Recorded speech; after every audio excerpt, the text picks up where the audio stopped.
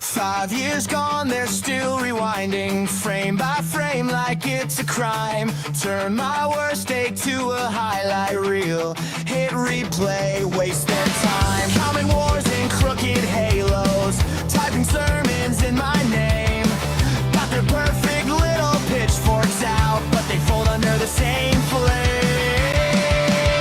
Lighten up already, how long you gonna drag this dead horse round? You ain't that holy, you just like the way that anger sounds. Yeah, I messed up heavy, owned it, bled it, took it on the chin. Lighten up already, or log off and let me live again.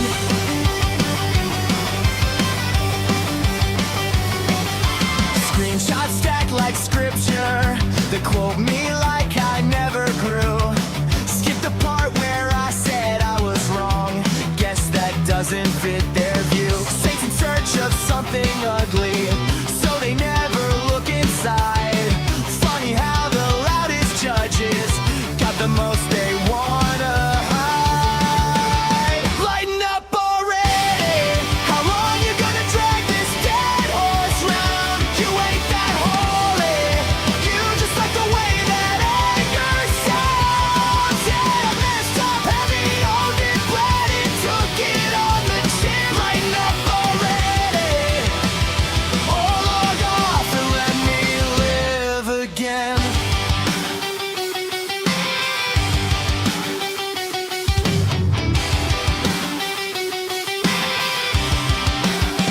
You want a villain, I'll play it while you polish up your pride. Just remember, when you're buoyant, there are 3 fingers at your side. I'm done begging for your mercy, done performing for your grace. You can stay stuck in that moment, I'm already in a better place. Lighten up already, how long you gonna drag this dead horse round? You ain't that holy, you just like the way that anger sounds. Yeah, I messed up heavy, owned it, bled it, took it on the chin. Lighten up already, if you can't forgive that, don't do that. Lighten up already, hit unsubscribe and call it quits. Lighten up already, you're not perfect, you just forgot it.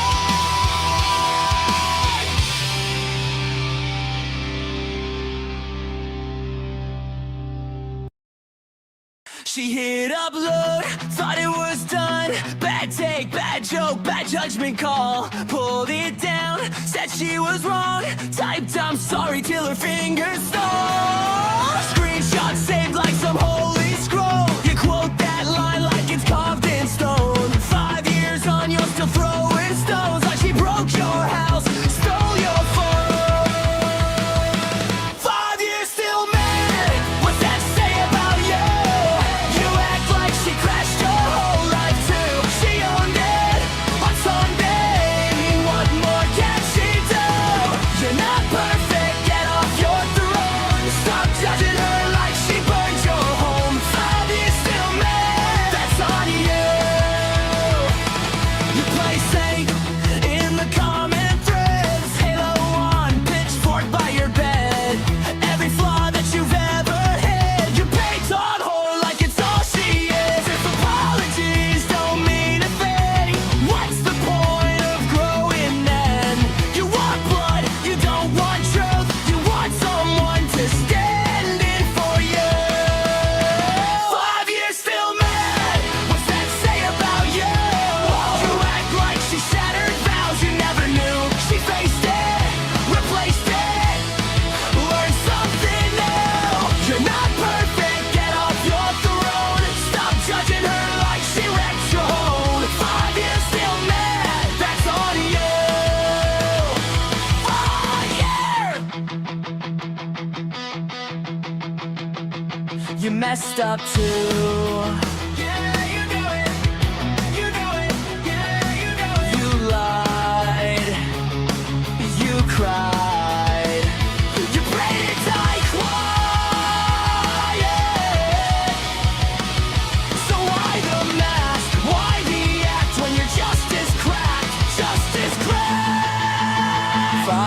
still mad?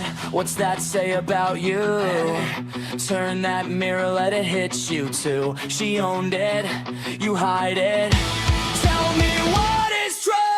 You're not perfect, drop that stone. Stop judging her just to dodge your own. 5 years still mad, that's on you. She did her time in the spotlight, shame. You'll do yours if you play this game. We all fall, we all misstep, let it go. Forget, forget. 5 years move on. 5 years move on.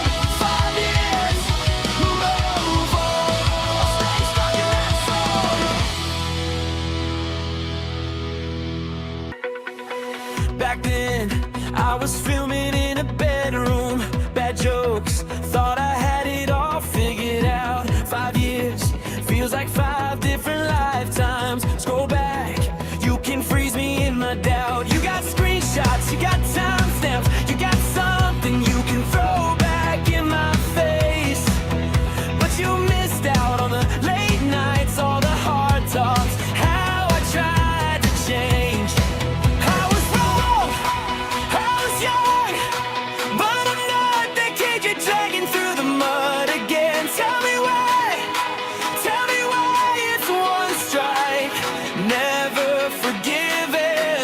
You were loud, you were proud, saying we believed in growing up and giving grace. We used to stand for something, now it's just rage and empty space. No one is perfect, so why is it only me you never let escape?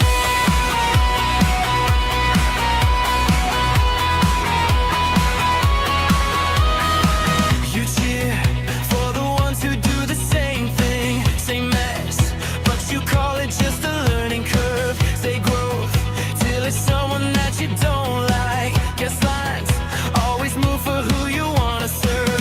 Where's the mercy? Where's the nuance? Where's the person under every single frame? You preach progress till it's risky, then it's pitchforks and a trending tag of shame. I was wrong, I was young, but I'm not the kid you're dragging through the mud again. Tell me why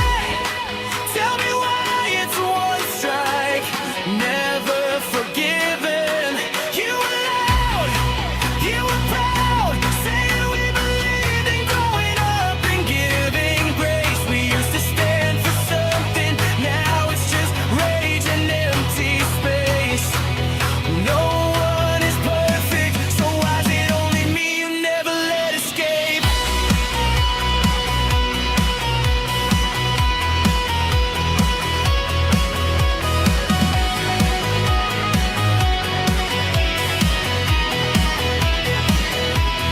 If I say I'm sorry, is it ever enough?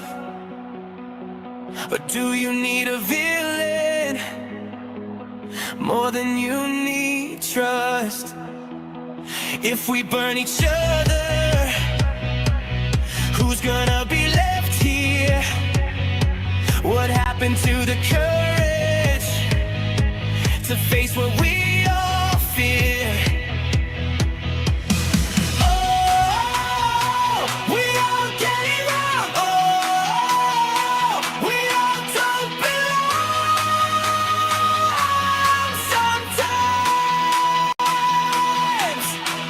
I was wrong, I was young, but I'm not the kid you're dragging through the mud again. Tell me why it's one strike.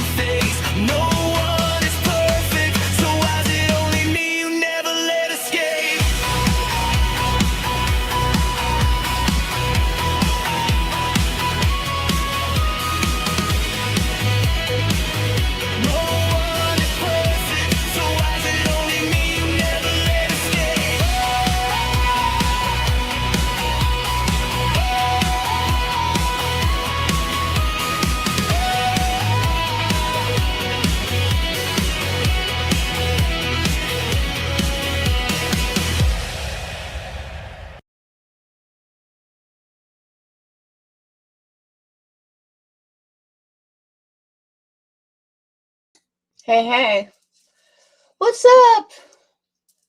All right, can you guys hear me okay? Or should I get closer? Let me know if you guys can hear me. I don't know, my mic was like super loud, and I didn't even realize it was that loud because, like, I normally talk loud to begin with.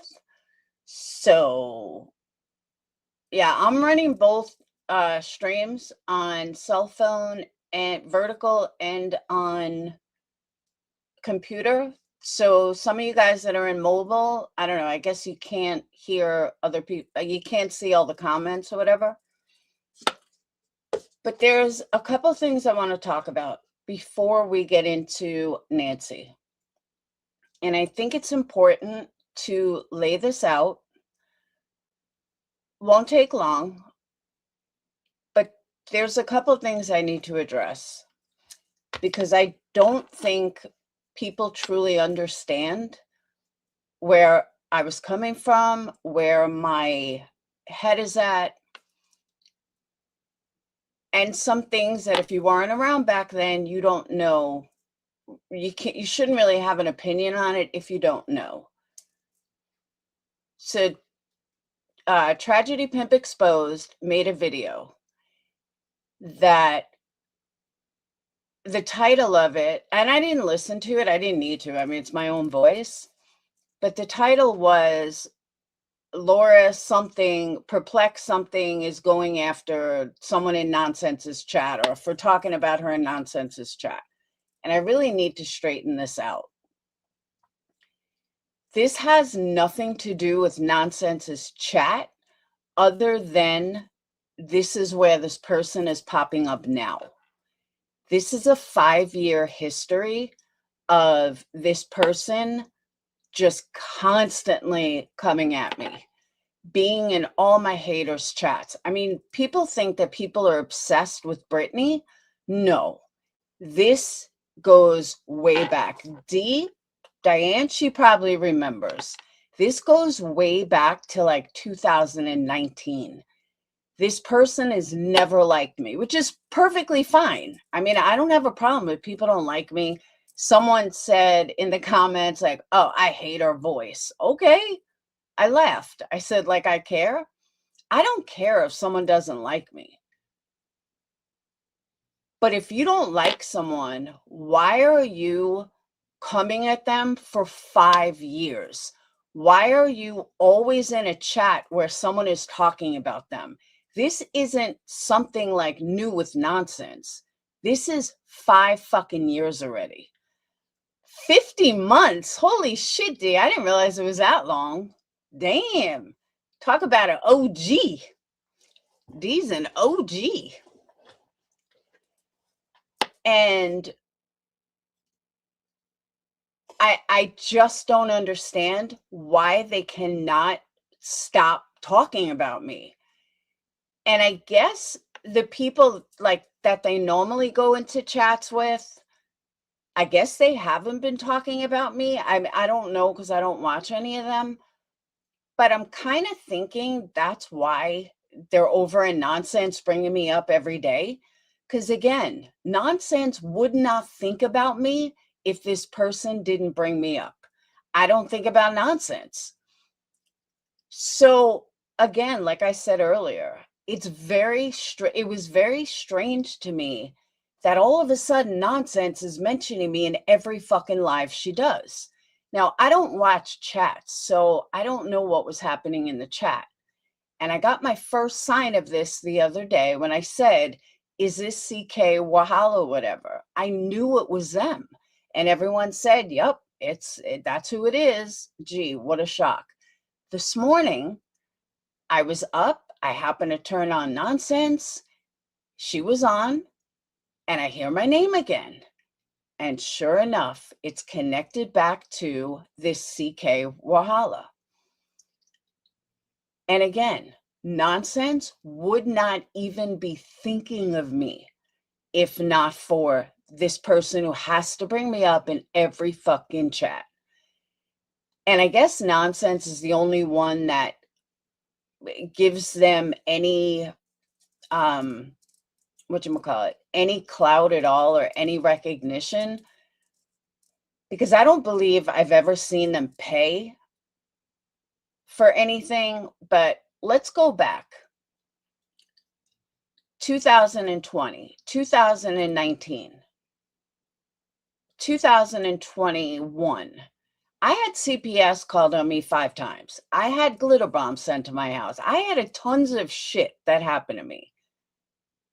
I don't know who made all the calls. Maybe it was them. Maybe they were one of the calls. I have no idea. I don't know why they can't stop talking about me. Again, you don't have to like me. There's a lot of people I don't like. I don't give them one thought in my head. But I live completely rent-free in this person's head. And I don't know if they're trying to. They were even on Burgundy Blue's comments for a while. And Burgundy Blue is like, why are you here?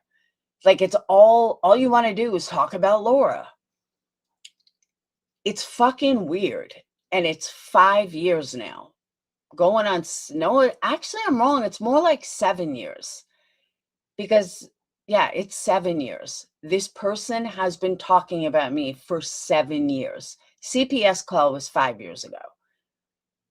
Imagine if Clue and Cletus are still talking about Britney in 7 years. 7 fucking years. Oh my God.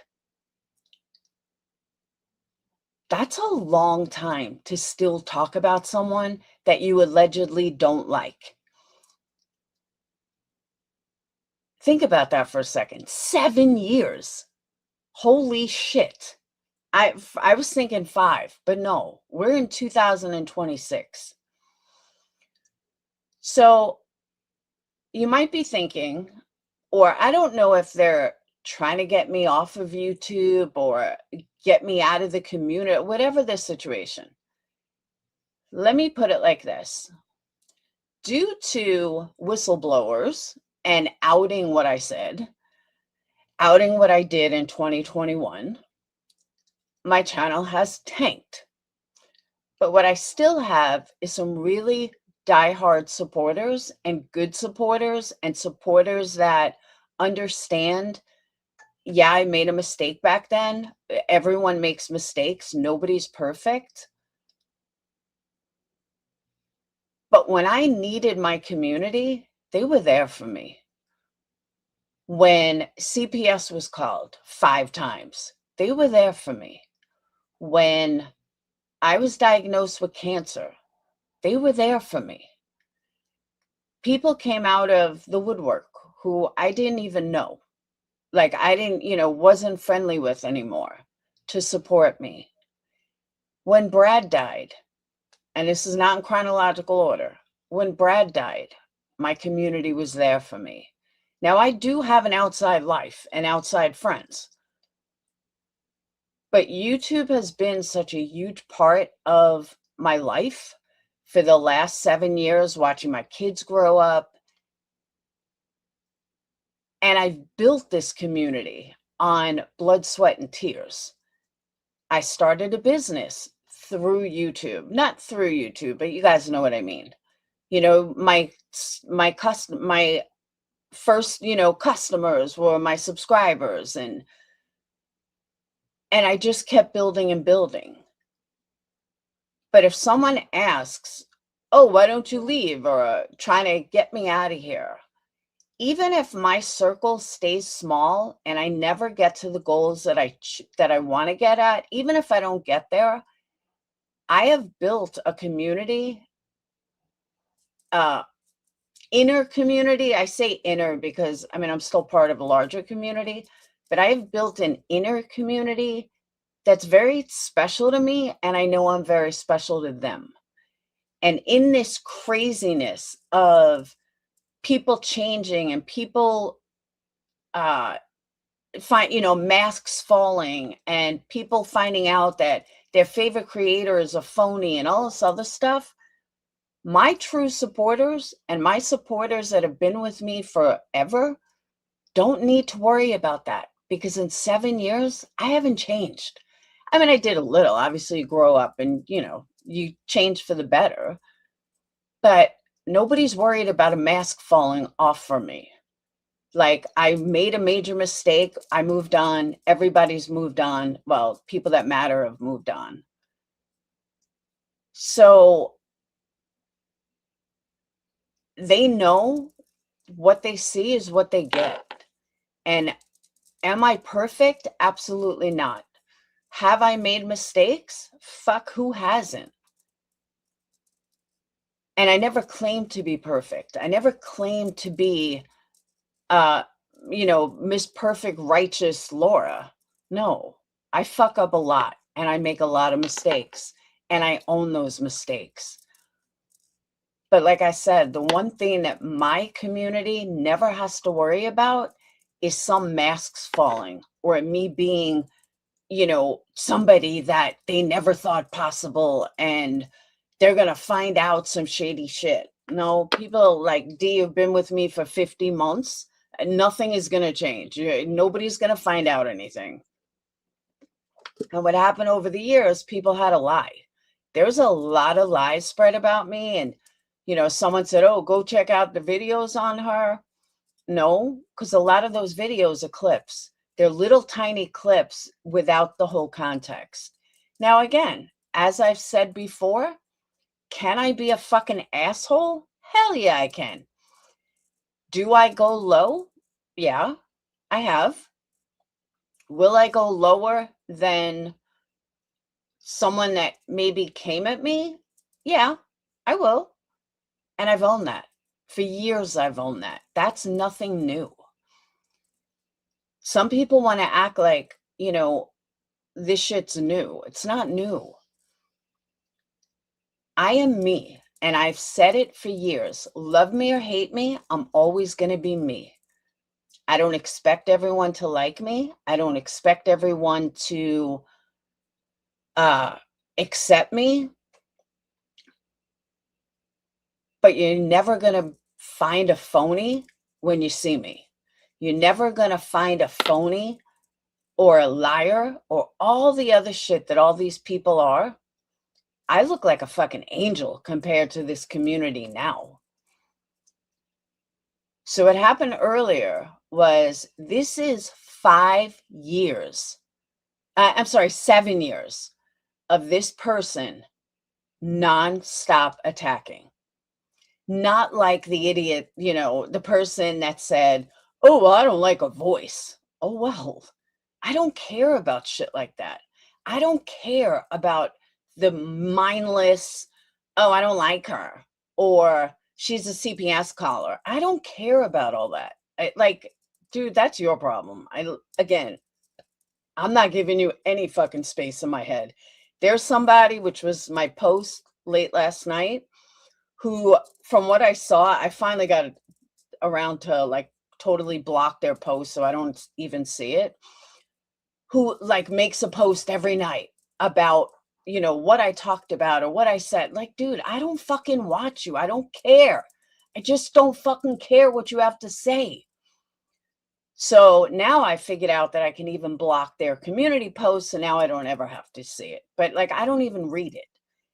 That's what happened years ago, 2020.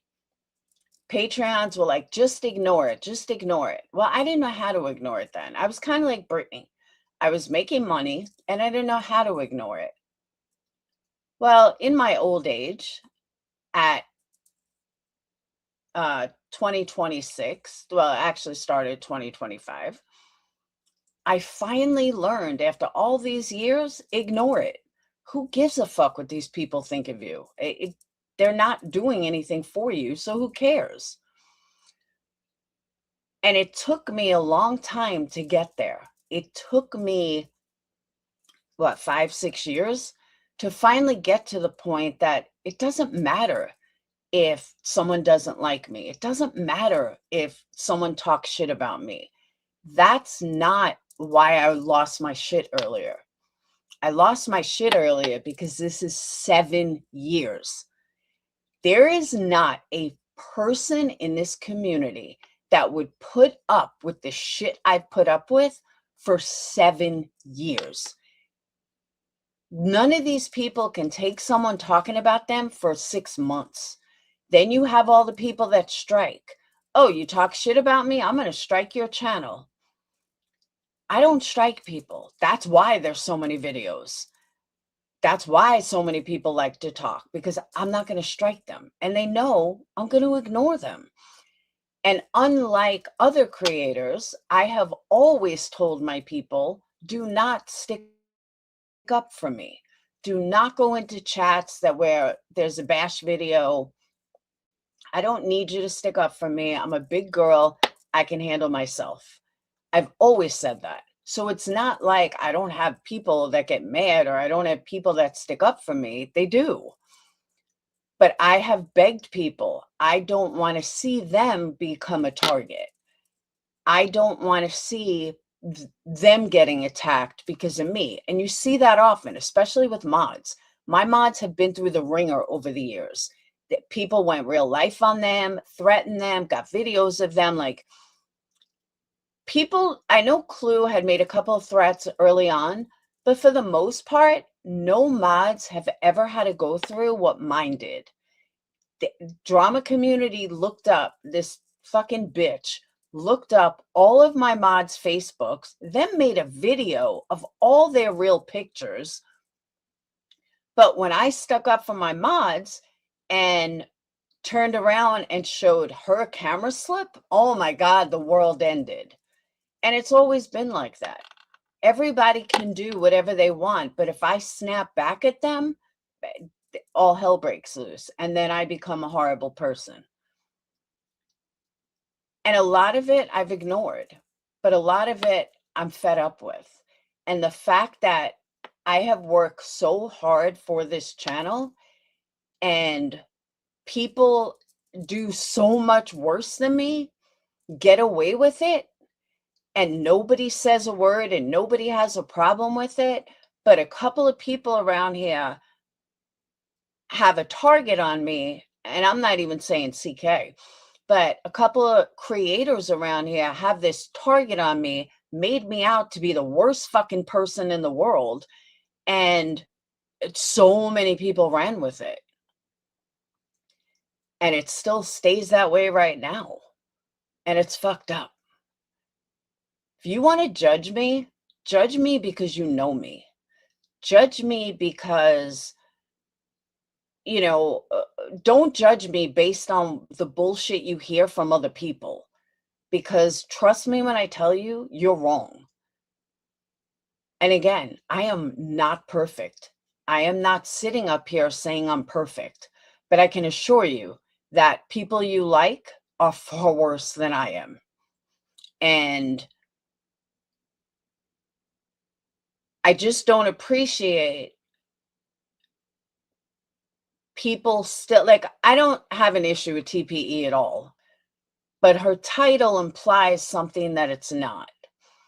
And again, everybody should be looking at this person like, did Laura ever do anything to you? The answer would be no. Has Laura ever made a video about you? The answer would be no.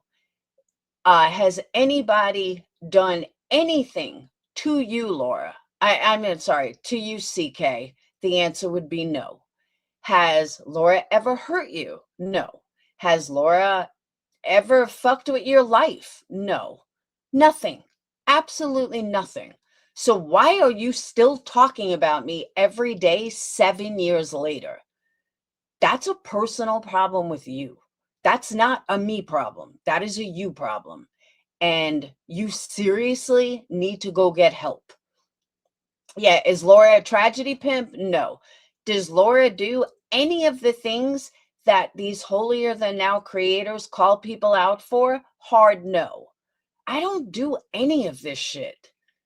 But yet I'm pigeonholed into something from 5 years ago, while other people get a pat on the back for faking cancer. I mean, come on. Yes, people do need therapy. I 100% agree with that. Some are even in therapy, and obviously it's not working too well. But there's excuses made for everyone, but I'm honest and I get slammed for it.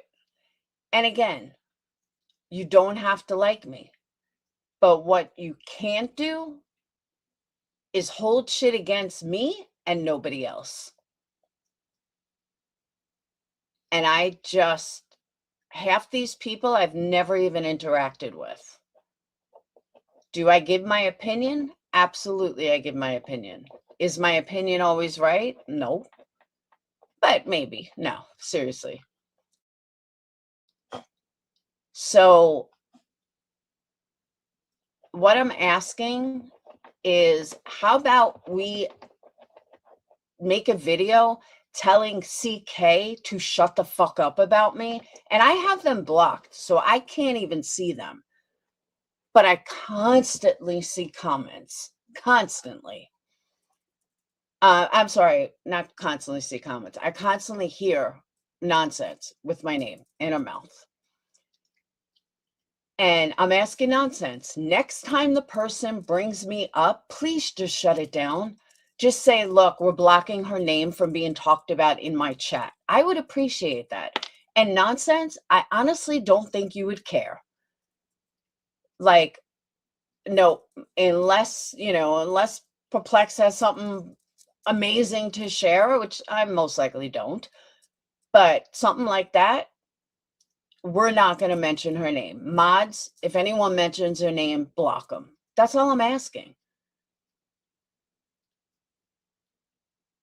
It's the only way that this person might stop. In other chats they go into, they're going to allow it. They could care less. But nonsense, being that I know that you and I don't even have a history together, we never had a friendship, we never had anything. I never liked you, you never liked me. It is what it is. But I'm asking you honestly, can we just not have my name in your chat by this person? If someone else wants to bring it up in a positive light, negative light, doesn't matter. But I kind of need your help with this because it's 7 years. Imagine if you're still talking about Britney in 7 years. Think about that for a second. 7 years. That's insane. Literally fucking insane. So I'm asking for your help here because 7 years bringing me up every day, that's a little scary. I've been thinking about this all day. That's a bit scary. And if someone can't see it,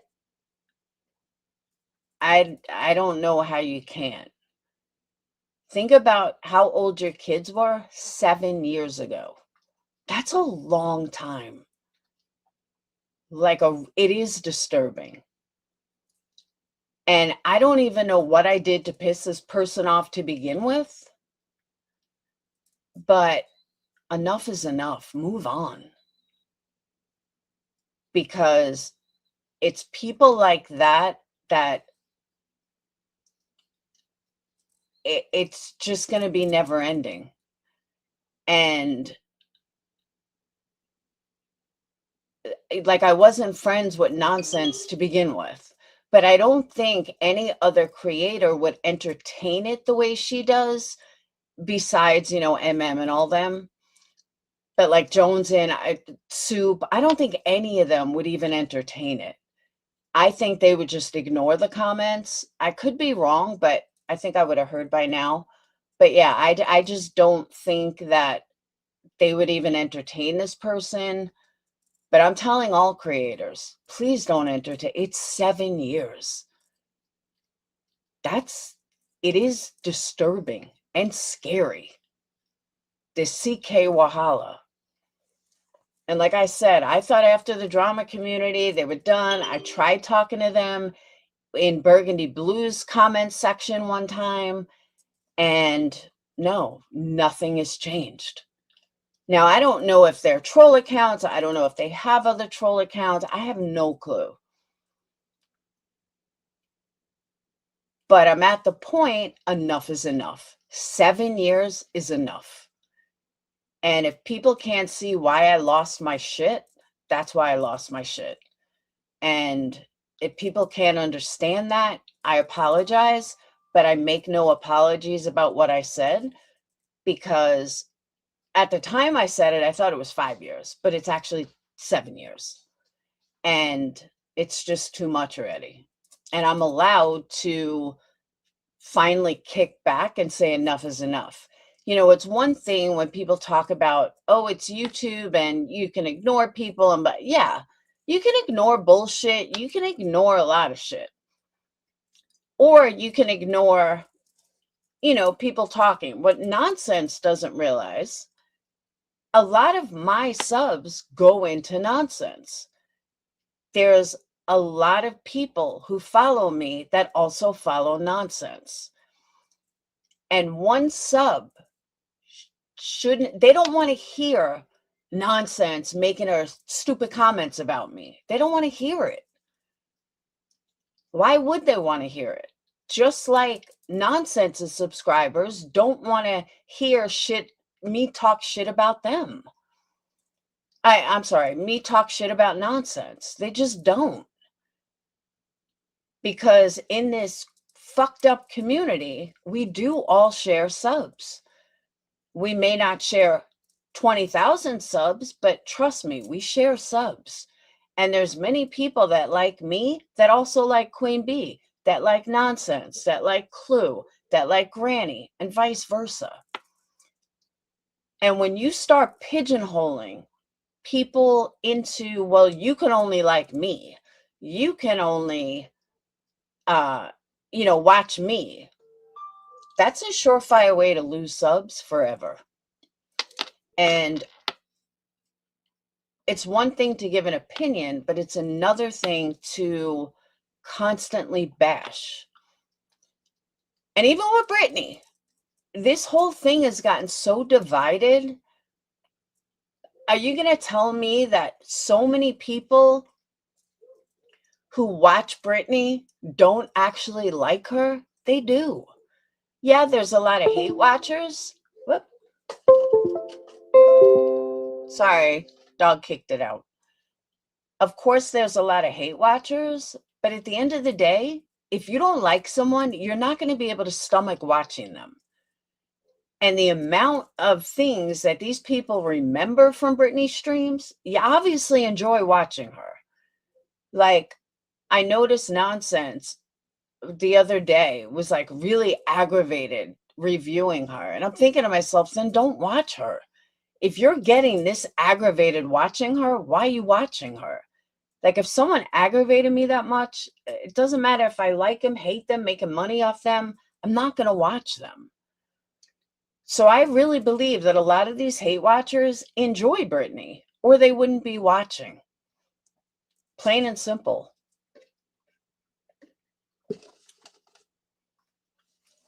Oh no, a lot of people talk about Britney. A lot. But it's one thing to give an opinion on a stream. It's one thing to say, like, there's a couple of things I want to say about Britney, like her not having water for a week, but we'll get to that.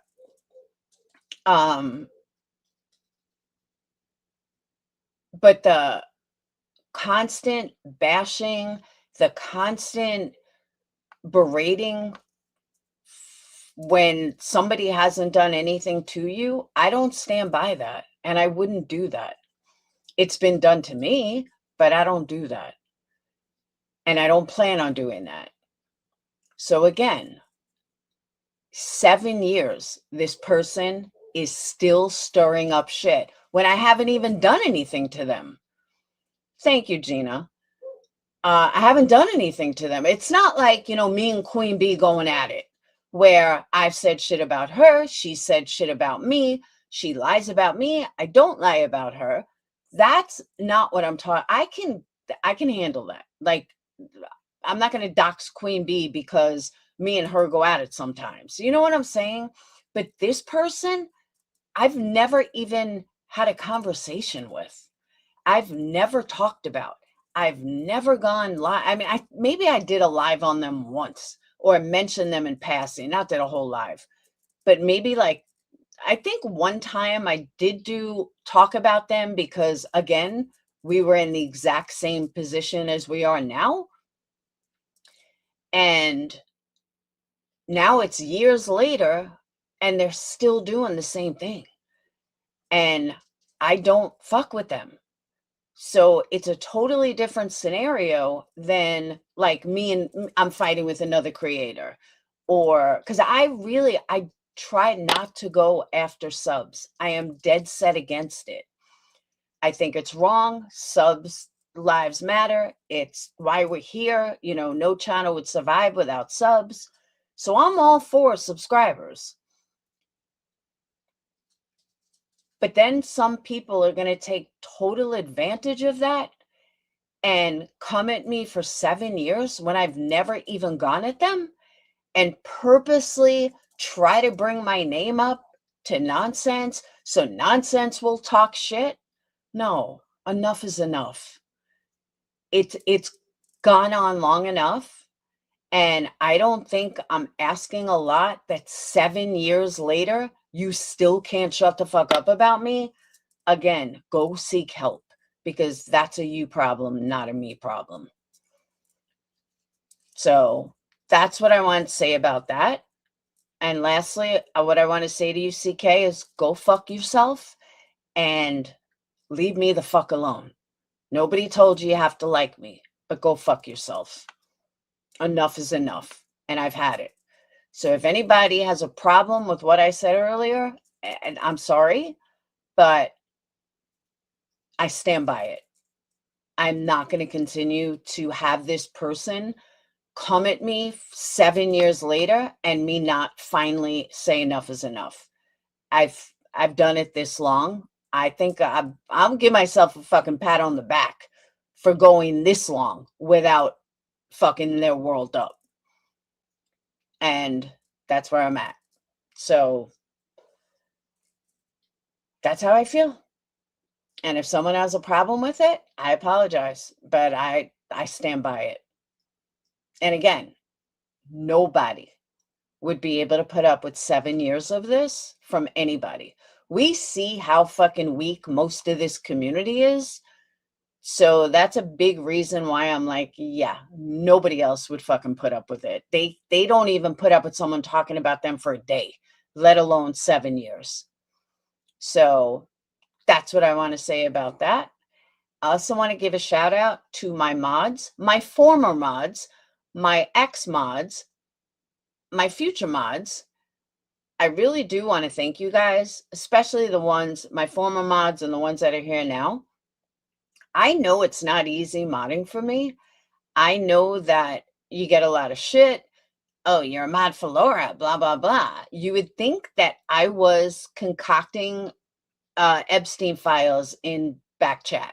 My Discord's been leaked a shitloads of times. They found nothing exciting since like 2020, 2021. You know, it used to be a hot topic. What's in Laura's Discord? What's in Laura's chats? So nowadays, it's not like that anymore. But I haven't done anything wrong in years, literally years. So I don't know why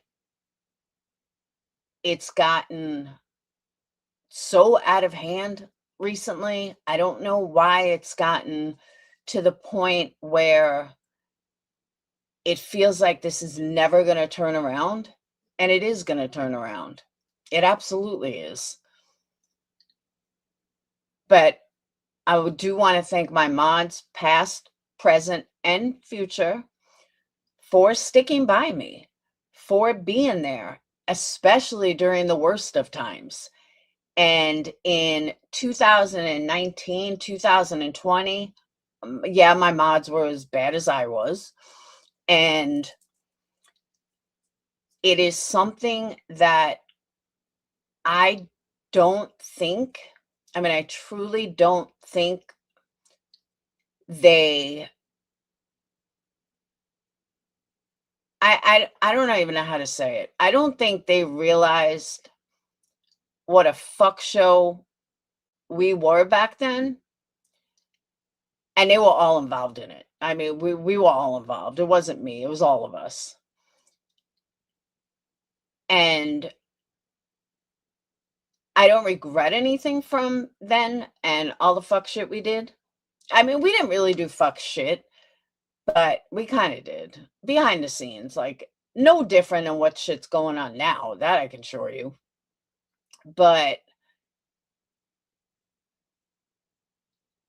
I have mods that have stuck by me through the craziness. Back then, it was even crazier. And I want to thank you guys for being there for me through the years.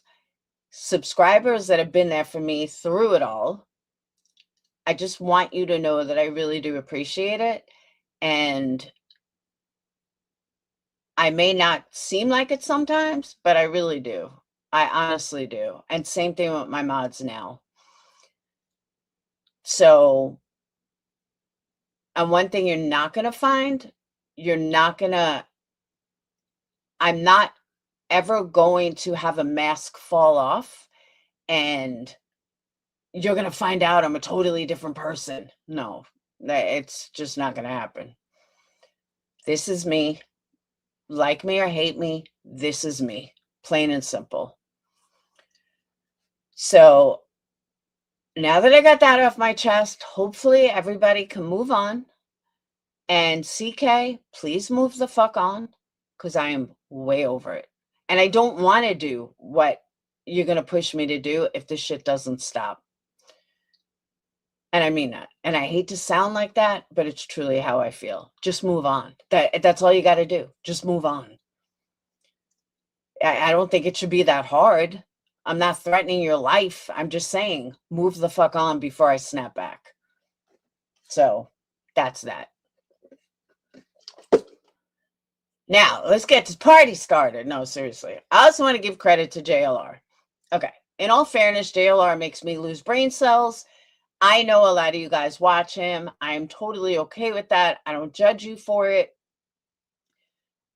But he's too slow paced for me. But what I will say, I gotta give props where props are due. Go fucking JLR. This man is in the mix of professional reporters. They got cameras, they got crews, they got speakers, they got mics, they got everything. And here's 5'5" JLR walking around in his stupid hat, his stupid media shirt with a cell phone. I don't even know if it's an iPhone. With a cell phone. Walking around aimlessly. Basically recording reporters. And he has, and I looked this up. I looked at a lot of different streams. He has quadruple the amount of supporters in his stream than any of these news channels. That is fucking awesome. It goes to show the power of social media, but more importantly, it goes to show that having a few screws loose and being JLR in today's society. I mean, like the one thing about I've met JLR. The one thing about JLR, I don't know if he's got screws loose or if he's a narcissist. I don't know. But he really just does not give a fuck. He is like, he's the perfect salesman. Like, he just doesn't care. And that's a great personality trait to have if you're doing boots on the ground. I personally would be nervous. He's not nervous at all. He don't give a fuck. He'll talk to anybody. He'll walk up to anybody. He walks around like he's fucking whatchamacallit. He walks around like he's Vinnie Politan. He does. And you just can't take that away from him. Whether you like him or hate him, the fact that he is able to do that and like hold an audience of 30,000 people by saying, oh yeah, the FBI is around the house. Oh yeah, the FBI is back here, folks. Oh, excuse me, who are you? Oh, you're the neighbor? Did you know her? Like, okay, totally unprofessional.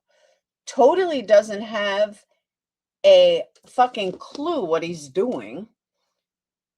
Oh, I'm sorry. Hold on. Truth Nation, I'm sorry. I didn't see it.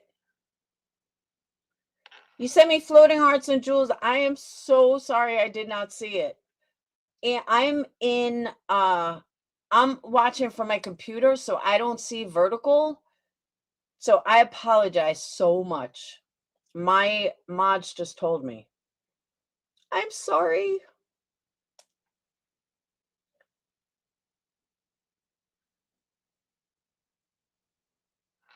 I am so sorry. Yeah, I can't see it. It doesn't show it on my screen. Even though it shows me the main screen and vertical, it doesn't show GIFs. Let me put the stream on from my cell phone so I can see it. So again, I am so sorry about that. Hold on. So that doesn't happen again. I'm also not watching chat like I normally do.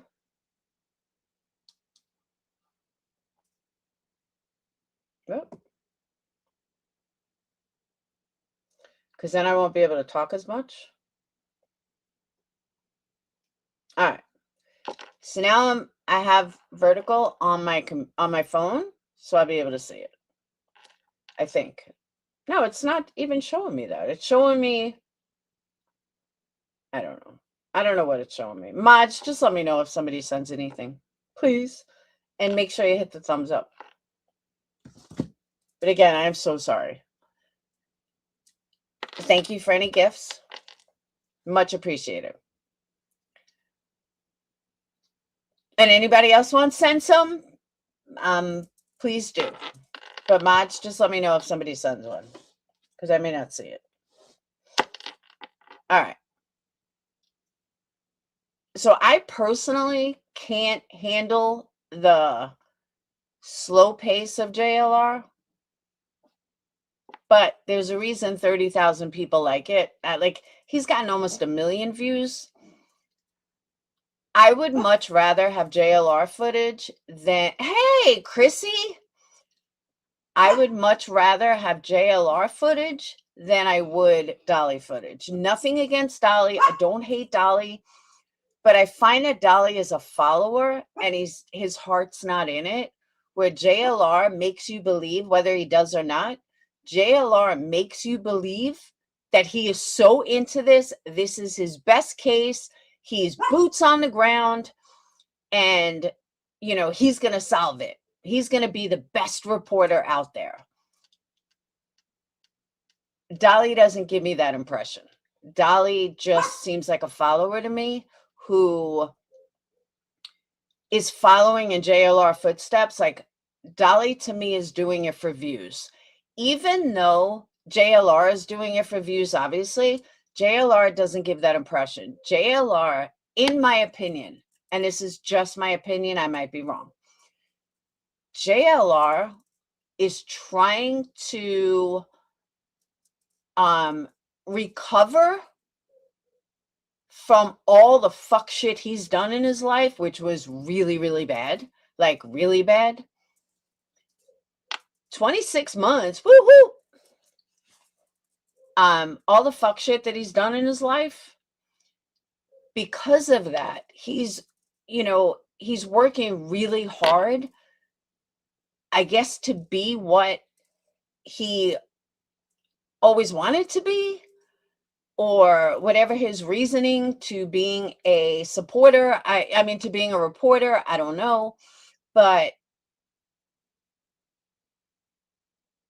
you gotta you got to respect the hustle, is basically what I'm saying. I don't hold against him his past because I don't want people doing that to me. So I would be a total fucking hypocrite if I brought up his past from like 15 years ago, even though it's really hard not to. My issues with him are he's just so slow. And he just makes stuff up and causes, headaches. But that's just me. He can be funny. He actually does really good interviews. That's one thing I'll give him credit for. When he does an interview, he really does a good job. But he just needs to he does a lot of fluff. And I guess when you have 30,000 people in there, or usually more. Today was just 30, but I've seen him have 60,000. 60,000 people in there and they want fluff. Yeah, you're going to have fluff. But he does a lot of fluff, and that's just a personal thing with me. I just don't do fluff like that. I get bored really easy. But I think he's proving that what he's doing is working, and working more than all these news stations. And I give him credit for that. I really give him credit for that. I think he's doing an amazing job, and I will not take that away from him. I think he does an amazing job because he's missing some screws and has no fear at all, which is, again, a positive trait if you're going to be a reporter. I don't get the same thing from Dolly. And that's why I haven't watched Dolly's coverage at all on this. It just doesn't feel genuine to me. It feels like Dolly chases the next big story just for numbers. Now, Dolly can be entertaining, don't get me wrong, but I feel like he's chasing a scene instead of actually being interested. I mean, we used to say JLR transports because he would go from one place to another like overnight. Where he got the money, who knows? But he would literally be all over the states. Wherever something was happening, JLR was there, first one on the scene. I don't know where he sleeps. I don't know if he has a car. I don't know. But you got to give credit where credit is due. And like I said, he's doing a fucking amazing job. More power to him. So that's what I got to say about that. Yeah, we used to say he teleported because he would literally be like in, like, say, Arizona. He was at the border of Mexico and Texas. Like 3 hours later, he's in Alabama. How the fuck did you get here that fast? You couldn't have drove that fast, and the odds that there was a plane that fast, I find hard to believe that you just jumped on a flight like that. So it's just weird to me. So that's why we say like he teleported. He's got to be time traveling because there's just no way you can get from point A to point B that fast. He'd be like upstate New York in a snowstorm, and then next thing you know, he's down in Mexico. JLR, you were just in upstate New York like 2 hours ago. How the fuck did you get to Mexico already? So yeah, I think he's got a time machine that he just transports. But overall, he's been like the first one on the scene. Now remember, I was friends with Molly when JLR first came on the scene. So JLR had no subscribers when he started. And now look at him. All because he has no shame, no fear, no shame. And again, that's a great quality as a reporter. So let's check in. Is there anything new with the case at all? I had to restart my computer. So I had a couple of things pulled up, but I don't know if anything is going on. All right, so he's still alive. And that's another thing. He's not taking breaks. He is live like 18 hours a day.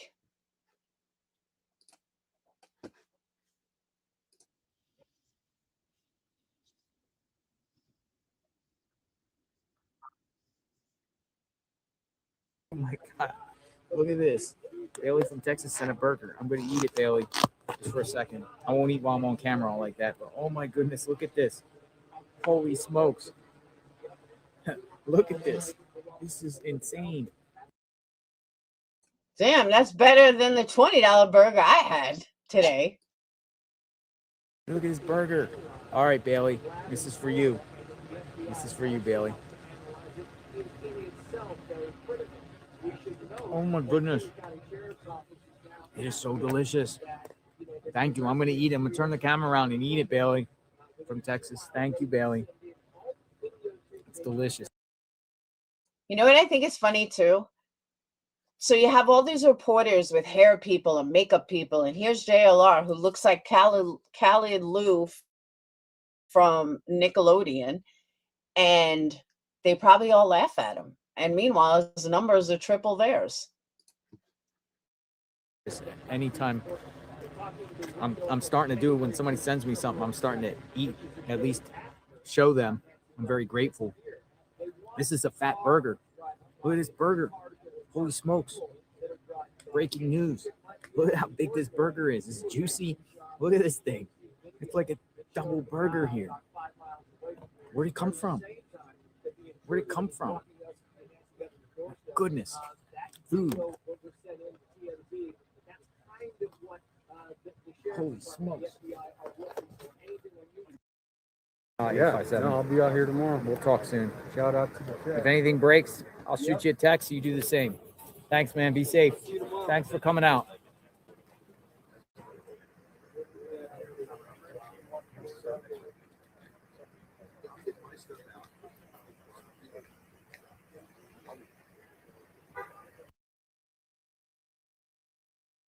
Like, this is like his whole stream. This is all it is. It's so weird.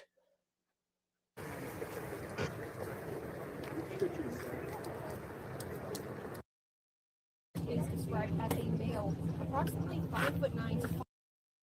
You want to go down and see? Let's go. This is a part I was watching earlier, which is where I got the reporters thing from. It was this scene. Watch this. It's pretty wild. Let's go. Because they're going to go live. They got multiple media outlets here ready to do their lives. Live at the scene. But they're going to do the reports based off everything that has been shared today. And they collectively say, and this has happened, and this happens.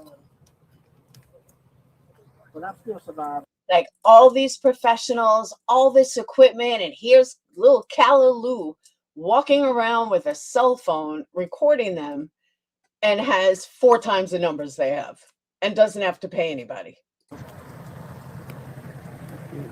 Are you required to do a 5 p.m. report too? Yes, sir. Yeah. Everyone's like clockwork. 5 p.m. 5 p.m. 5 p.m. 5 p.m. 5 p.m. 5 p.m. 5 p.m. Here we go. The 5 p.m. reports. 5 p.m. 5 p.m. 5 p.m. Everyone on their 5. 5 p.m. 5 p.m. 5 p.m. 5 p.m. 5 p.m. 5 p.m. 5 p.m. 5 p.m. 5 p.m.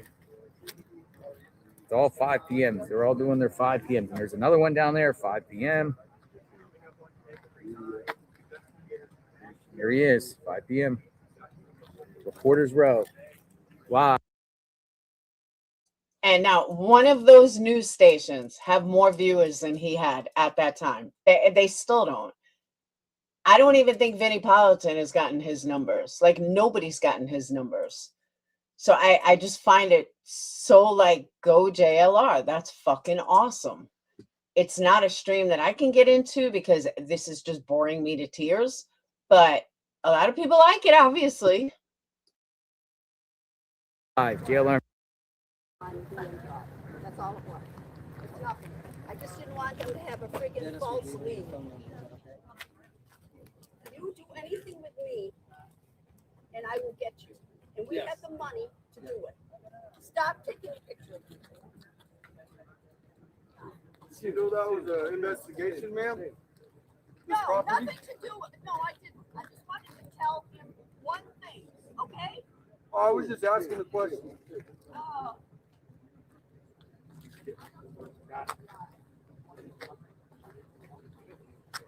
Dude, she's yelling at media. She's just yelling at me.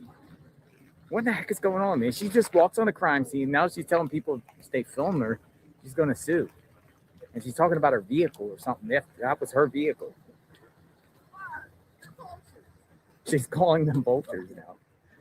She didn't look me in the eye at all, thank God. I don't want to be part of the story here. I'm filming and documenting. Whoa, that's crazy. I told you that. Hey, what did I tell you? The wackadoodles come out of the woodwork. I said. No, don't. No, just stand there. Where did they go? I don't know. Can you just get time? All right, good. Can you get in the side? In the fuck is this? People are taking pictures? What? This is a missing girl. It's not a celebrity's house. A missing lady. It's not a celebrity's house. This is fucking creepy.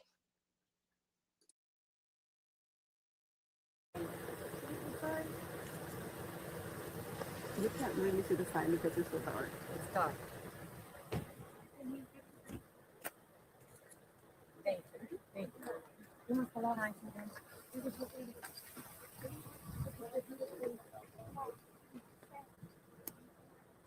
All right, what do you guys think? Share your thoughts in the chat. A group of ladies came, laid flowers.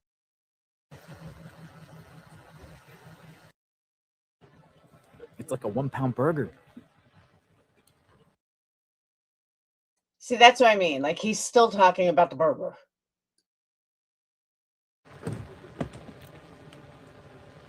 £1. I got drones up in the. They got drones up in the sky. Oh, I gotta get in hold of my drone guy too. To we transfer him so we can get the drone footage from above the sky above me and Tommaso, so we can see what's up with that. All right, I'll be right back. I'm gonna put this in my vehicle. I think we're gonna head over to Annie and Tommaso's before we end the stream and just see what's popping over there. Not over. It's not over.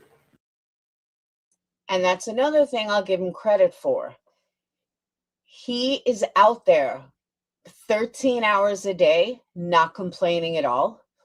Unlike Dolly, when the guy was let out of jail, it was like 2 o'clock in the morning. And JLR woke up and he was there. A lot of reporters weren't there. JLR was there. Earlier, JLR said Sheriff Nanos blocked key evidence from the FBI. I don't know if that's true. Yeah, I don't. How would JLR know?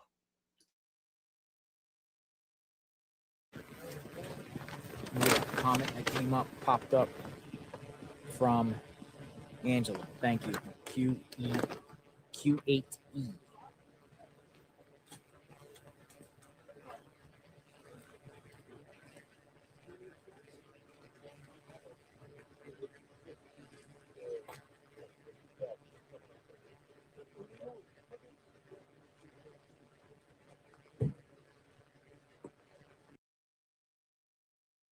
Yeah, I also heard him say something about Kevin Costner put up $100,000 or something. That's not true.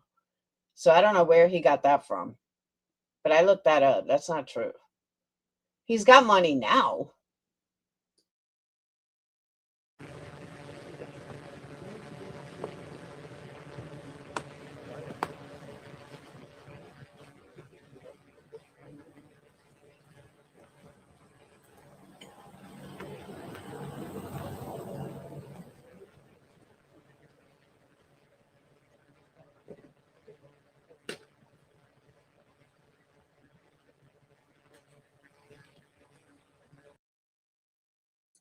Trust me when I tell you, the FBI doesn't care. With his history, they don't care to make connections with him. There's people on Twitter that won't even speak about him due to the shit he's done in the past.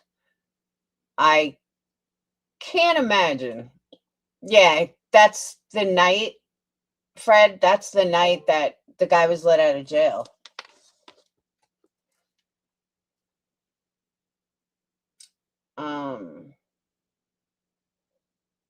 All right.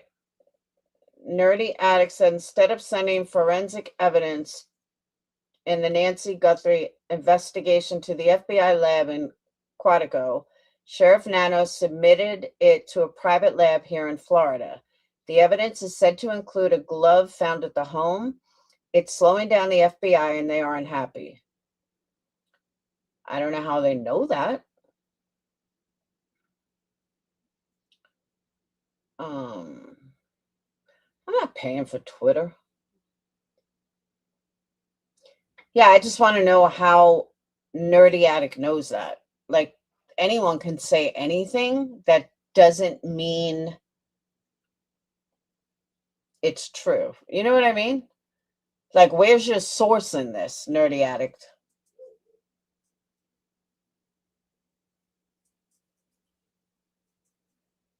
I mean, they might be true, but who's to say? We don't know.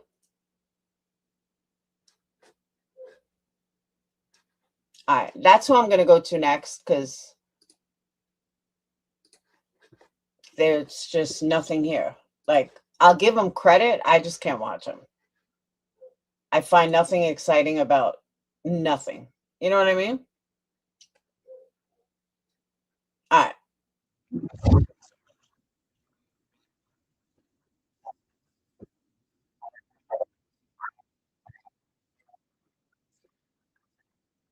Tucson, Arizona. It's now day 12 since Nancy Guthrie went missing.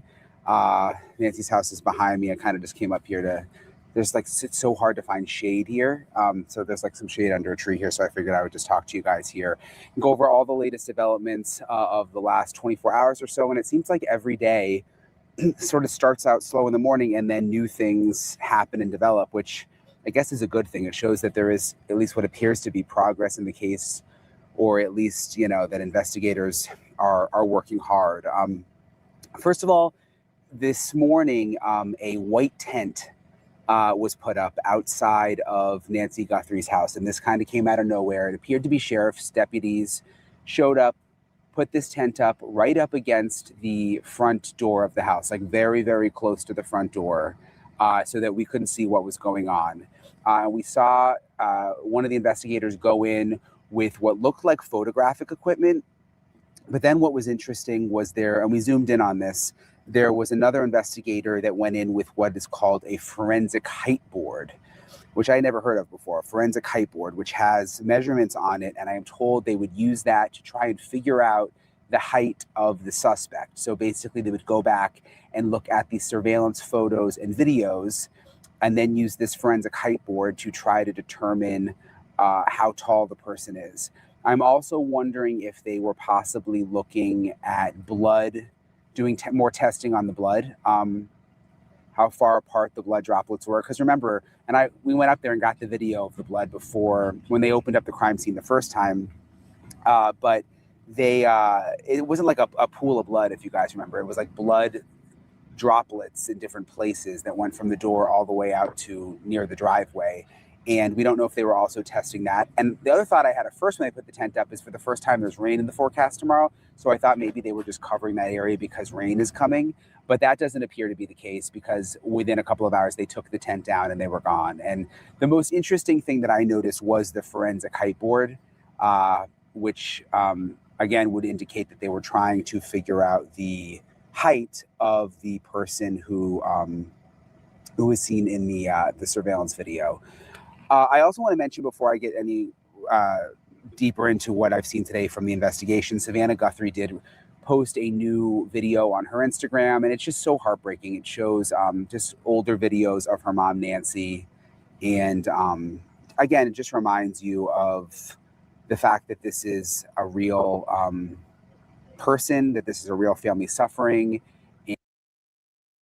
Imagine if the FBI put this much energy into every missing person. and just how loved Nancy is by her family, but also by people in this community here in Tucson. And Nancy and Savannah, you know, I think I've told you guys I get going through right now. So I want to read you the latest update from the Pima County Sheriff's Office that just came out a little while ago. They are saying investigators are requesting all video footage that includes vehicles, vehicle traffic, people, pedestrians, and anything neighbors deem out of the ordinary or important to our investigation from January 1st, 2026 to February 2nd, 2026. So they are looking for any video now going all the way back to January 1st, well before Nancy went missing. An alert was just sent via a Neighbors app to users within a 2-mile radius of Nancy Guthrie's residence near East Skyline Drive and North Campbell Avenue. And I'll put the link below, but there's a link where you can submit this video. It says investigators are reviewing all videos submitted by neighbors, including any new ones that come in. So again, they're now going back all the way to January 1st, 2026. So well before Nancy went missing, looking for any video that anybody thinks is unusual, which is interesting. They're trying to see, obviously, if this person has been in the neighborhood before. The other interesting thing is one of the neighbors out here told us that when the detective came to their door looking for ring video, they specifically asked for video from January 11th between 9 p.m. and midnight. Why they were zeroing in on that specific time, January 11th, between 9 p.m. and midnight, I don't know, but that is clearly a time frame that they are also in. See, Cinnamon, I don't think she's still alive. I think she's long gone. I know the family's holding out hope, but yeah, I think she's long gone. Unfortunately. Interested in that they didn't put out publicly, but that is what one of the neighbors told me. Let me go back to the latest release from Pima County Sheriff. The Pima County Sheriff's Department periodically uses the Neighbors app to contact residents with home surveillance cameras. Requests will come from Pima County Sheriff's Department with a blue check mark. So they're sending this alert out within a 2-mile radius of Nancy Guthrie's house, which is behind me. So 2 miles all the way around, looking for any new video. They say as more leads come in, detectives and agents will continue to follow up on viable leads throughout the community. You can expect to see a higher presence of law enforcement activity going forward, which we've seen every day. I showed you guys yesterday. I mean, there's dozens of FBI agents out here now searching. They were back in Nancy's yard yesterday, in the side yard. They were searching across the street where the media is set up. And then, of course, they were searching where they found the gloves. It says, in terms of notes, the FBI is handling all aspects related to any reason, notes, or communications involving the Guthrie family. Any inquiries regarding this matter should be directed to the FBI Public Affairs Office. So this is in terms of like ransom notes. TMZ is reporting that they've received another note from the same email that they received yesterday, which is someone saying that they know who has Nancy Guthrie, and they're asking for Bitcoin also. Look, I'm skeptical of these notes. They could be real, but the fact that they're being sent to TMZ and, there's obviously people trying to take advantage of the situation. We already saw the one arrest. There's people trying to take advantage of the situation and make money off of all of this. So I don't know. Could they be real? Yes, I'm sure police are looking into it. The FBI is looking into it, but I don't know what I make of these TMZ notes. They're saying there are no press briefings scheduled at this time. Sheriff Nanos is not conducting one-on-one interviews and remains the sole department spokesperson. Should a significant development occur, a press conference will be called and you will be notified via email and our X account. Also, I'm learning, remember we told you yesterday about the glove that was found off of the main road here about 1.5 miles from Nancy's house. It actually is a pair of gloves, I'm told, like two, a set, 2 gloves. And it's a main roadway. That's the other thing. It's not just like a side street like where Nancy lives. It's a main roadway. And it was a search team that found it right along the road. And you're going to hear in my interview in a second with the former SWAT team member and former deputy who's worked in this area in this county for decades. But he's skeptical of these gloves. And I think I am too. I mean, they could be real. They bagged them. They sent them off for testing. They could be connected, But the fact that they were on a main roadway and that they hadn't been spotted for 11 days makes me skeptical. And also that those black gloves are used in so many different ways. I mean, one of the guys that here was telling me, I use those exact gloves for barbecuing. My friend who's a cook said I use them, at the restaurant. Hairdressers use them. Auto mechanics use them. People using chemicals doing work inside houses and construction use them. So And also, would the suspect have just thrown the gloves out on the side of the road, especially on a main highway like that? So I'm skeptical that they're actually going to be connected, but it is possible they were collected, they were bagged, and they're going to be doing testing on them. So we'll have to wait and see what happens there. Something else interesting, and I've started to, get to know people in local law enforcement here. Amber, I'm looking through the tweets. I'm not really seeing anything we don't know yet. If you can direct me, I'm already past today. And been making sources on the ground. And I've been asking, is the local sheriff in charge, or is the FBI now in charge? And I actually asked it at the last press conference, if you guys remember. I asked the sheriff that, and he kind of just beat around the bush and said, it doesn't matter who's actually in charge. We're all working together. But it seems like a legitimate question because a lot of people have been criticizing the sheriff about the way he handled the investigation, especially in the beginning. And there has to be someone in charge. And I haven't been able to get an answer. But what's interesting is I was talking to some of the people who I've met here in law enforcement, and they were saying that even investigators who are working the case don't know exactly who's in charge, which is somewhat alarming to think about. And there's got to be one of those agencies has to be the lead.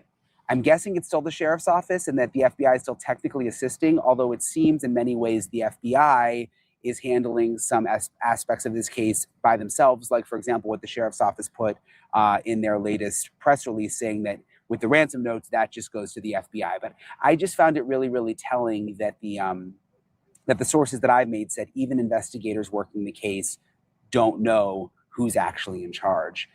And one other thing that's interesting is there's this other Ring camera video that has now surfaced that we've confirmed. We sent it to the sheriff's office and they responded that they're looking into all videos. And this video is interesting because you see a person with a backpack. And some people have found similarities in the video to the person at Nancy Guthrie's door, although there's no confirmation of that. And that's one of the reasons that we're blurring the face, just because the police aren't saying that. But you see the person with the backpack, they go up to a gate, and it does look suspicious at the least. And again, we reached out to the sheriff's office asking if they are looking into this specific video. And this, I'm told, is from about anywhere from around 5 miles from Nancy Guthrie's house. And they just responded that they're looking into all videos. So it seems that they are looking into it. So I asked Bob Krieger about this, and I'm going to play for you now my full interview with him. He was a long-time Pima County Sheriff's deputy, and he also was on the SWAT team for a long time. So I asked him about all the latest developments. This is my conversation with Bob. Thank you for talking with me again. Sure. First of all, So as I'm looking through these tweets, it keeps going back to my cover, my thumbnail.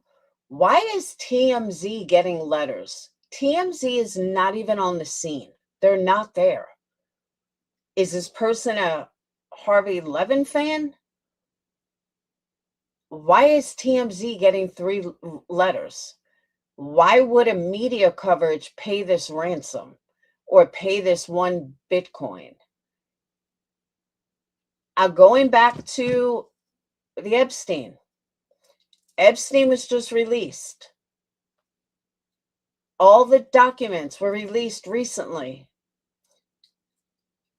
Harvey Levin is named as Epstein's good friend.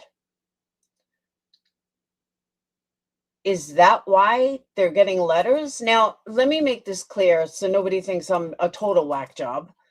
I don't think TMZ has anything to do with this. Like, don't mistake what I'm saying. But why are they targeting TMZ?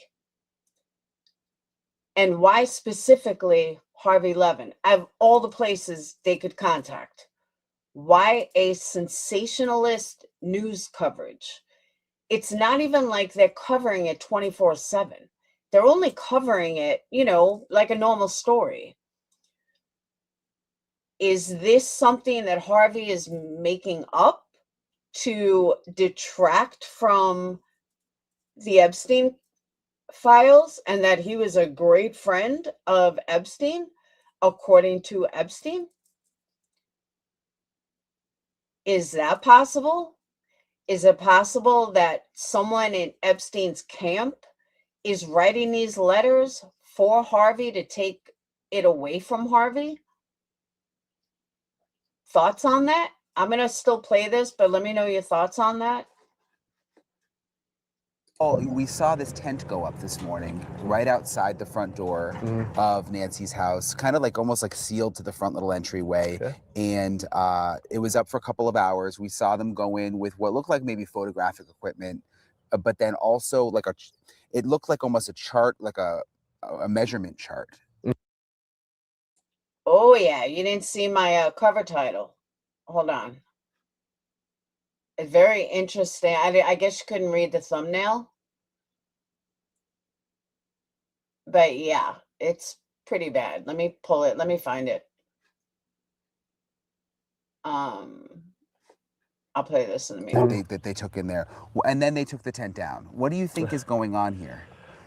It's hard to say. I did not see the tent, so I'm not exactly sure. They could have been using it simply to block light for whatever they might have been doing.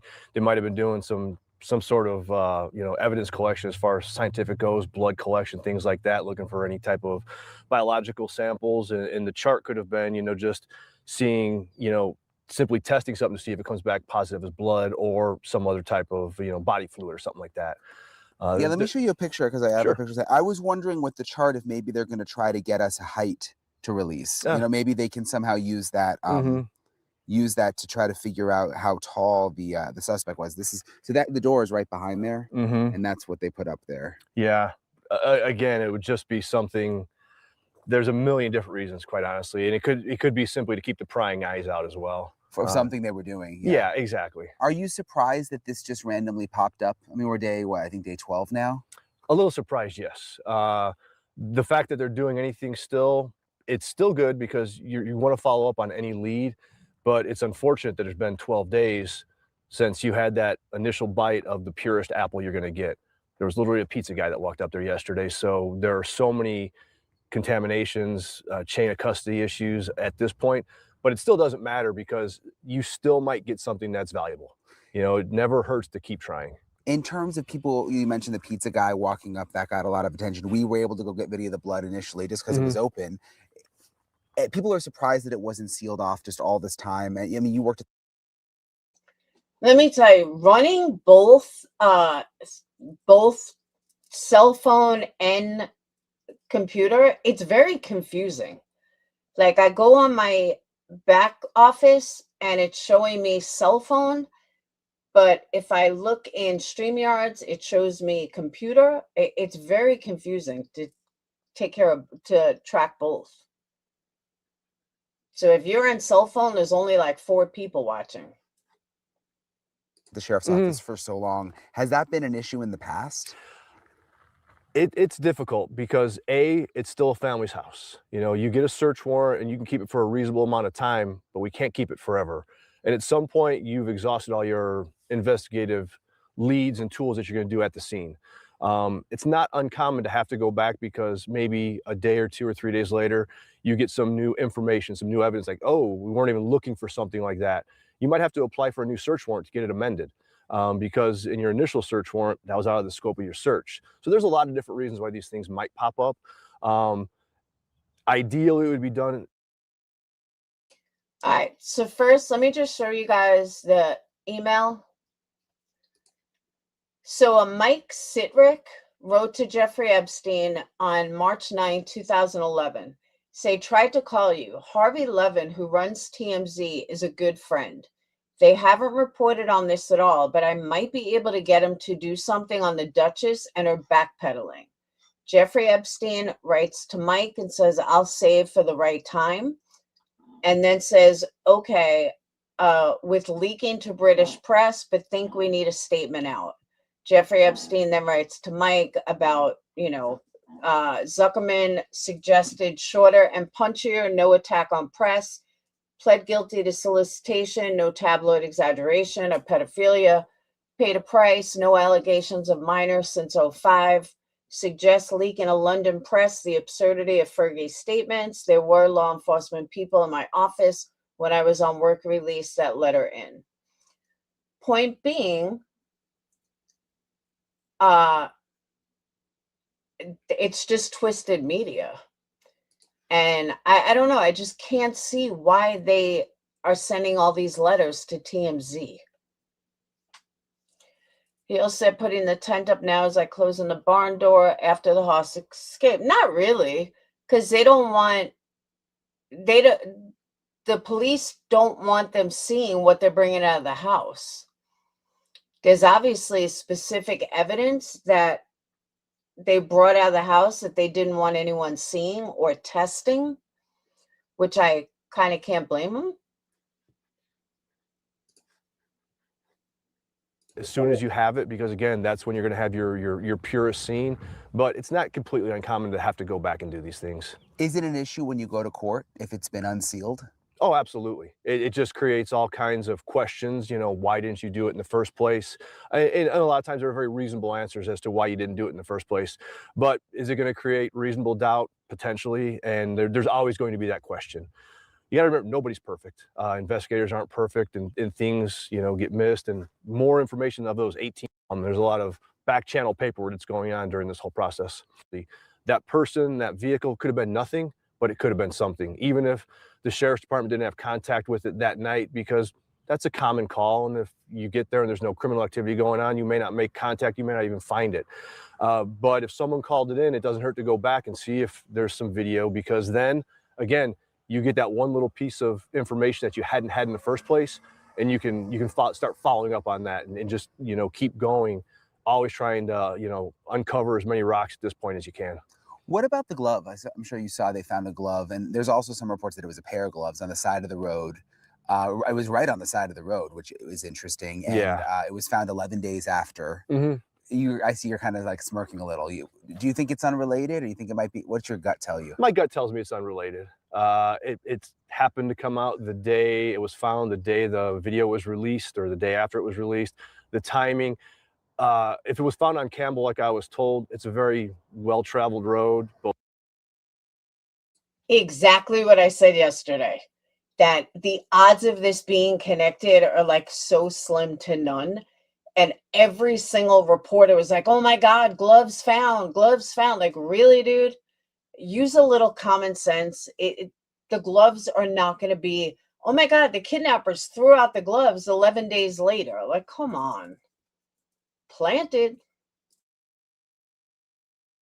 Some foot traffic, but a lot of traffic. It would stick out. People would have saw it. My guess is it wasn't there until the day it was found, but it could have been. And that being said, that's one of those rocks that you're not going to dismiss it, because it could be the smoking gun. And you want to follow up on it. But if I had to guess, it's probably not related. Yeah, and it's my understanding those black gloves are used for a lot of different things. I mean, people who work on houses use them, people who use chemicals, hairstylists use them, cooks use them. I have black gloves at my house for when I barbecue. Yeah. So there's just so many different uses. So, you know, they're a dime a dozen, but soon there are at least one set of black gloves out there that are related to this case. And also, you'd think that the suspect, I mean, that would be pretty stupid to just throw them out right along the road that close to Nancy's. I've seen dumber things criminals do. We see it all the time. You know, they panic a little bit. They think they're far enough away. Maybe he lives a good distance away, and you just toss him, say, no one's going to think about this a mile from the. I said it yesterday, and I stand by it. I wouldn't doubt if Dolly fucking threw him there. I wouldn't doubt if JLR threw him there. I just wouldn't doubt it. I put nothing past these people. Or another reporter, for that matter. Not even them, but I can totally see Dolly doing that. Scene. But that I've seen much stupider things done. So, you know, it's possible. Let me show you this video too. This is ring camera video from about 5 miles away, from a different, this is a different situation, obviously, but people are looking at it because it, you know, there's a guy with a backpack. Sure. What do you think? I mean, tell me what you make of people are making the comparison, obviously, but you see he's got the backpack. He goes up to this gate. People are saying that the jacket looks similar. Yeah. I would agree on a lot of those things. The jacket looks similar, the backpack, the way the backpack's loaded up. That was one of the first things I noticed with the initial video. dude looks like he's got his laundry in his backpack. There's so much stuff in there, and it consistent with that one. It could be a coincidence, but at the same time, there's a lot of things that why would you not look at that? 5 miles, while it's a good distance away, it still could be related. Because bad guys don't have boundaries. They'll go from one spot to another away from their areas where they feel comfortable at. What I don't personally understand about the way things are covered in 2026. So the the kidnappers are probably in Mexico, long away from here, watching their every move.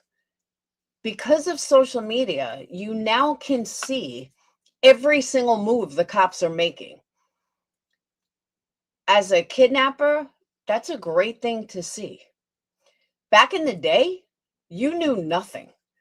The kidnappers knew nothing. If you kidnapped someone, you couldn't watch the cops and media step by step go through everything. And I just think it's wild that my personal feeling, Nancy is somewhere in the desert and they're in Mexico, like in the deep of Mexico. I don't see them ever getting caught if my scenario is correct. I just don't see how they're going to get caught based on that. Like, are they just sitting at their house? Nancy's, smoking a cigarette? No. Obviously, especially with something like this. One thing I noticed, specifically with the first backpack, is the fact that he wore the strap across his chest, which isn't real common for most people. Most people don't even know that strap is there. And I would love to see on that second video if that strap was there, Because here's the thing. Everybody knows Nancy's face. So they couldn't even stop for gas with Nancy in the car. So they either put her in the trunk, which would have killed her, or they dumped her off somewhere.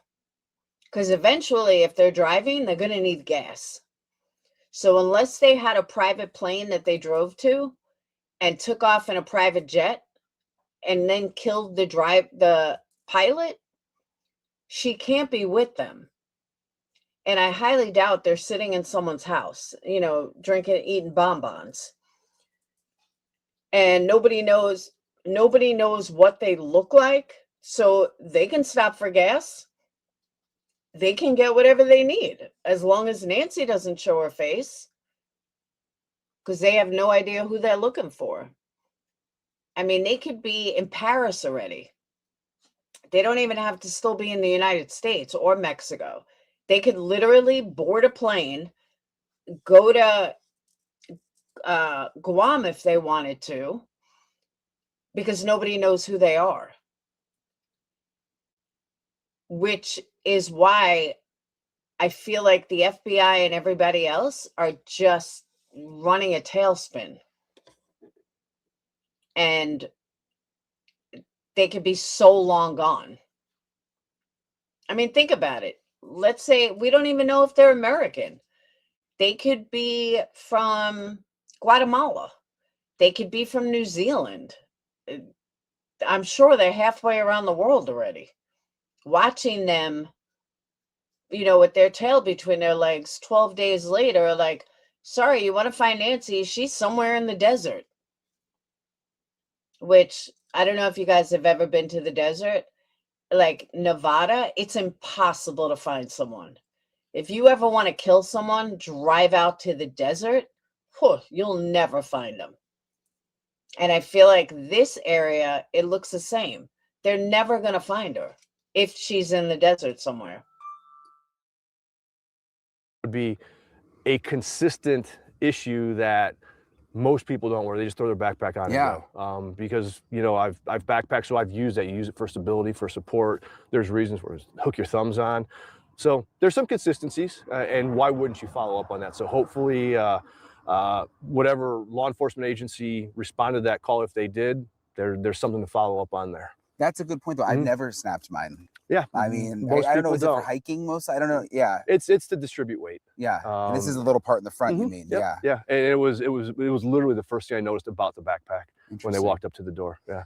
So what's the sense? I mean, you live here, obviously. Mhm. You were in law enforcement for a long time. You have a lot of friends. Like, what's the people keep asking me what my feeling is about this, and I have a hard time saying because I don't know what they know behind the scenes. It's hard to say whether they're back at square one or I mean, what is your It could be an immigrant. I don't think it was a Mexican immigrant though, because the body style just didn't coincide with like Mexicans. I don't know. I just didn't feel that impression, see that impression. But I mean, who knows? overall sense? Well, I don't think as far as the investigation goes, they're not at square one. You have to follow up on everything. I'm sure there's multiple teams working different leads and, because everyone's not just focused on one thing. You have to divvy up the labor. If you don't, you'll just be turning your wheels and go nowhere. So I'm sure there's folks looking here, looking there, going down to Rio Rico, up north, wherever it might be, wherever the leads are falling. And January 11th could just be the date that Samantha or someone says someone went in the house that they didn't know, or some shady guy was walking around that time. I mean, I'm not thinking there's much to it other than that. I'm sure there's some frustration, but sometimes, quite honestly, investigations, they don't happen overnight. You wait for that bit of information, that intelligence, that piece of evidence that you didn't have, and suddenly now we've got something. You just look at the individual in Rio Rico a couple nights ago. Prior to that, everyone thought we had nothing. Well, that was something.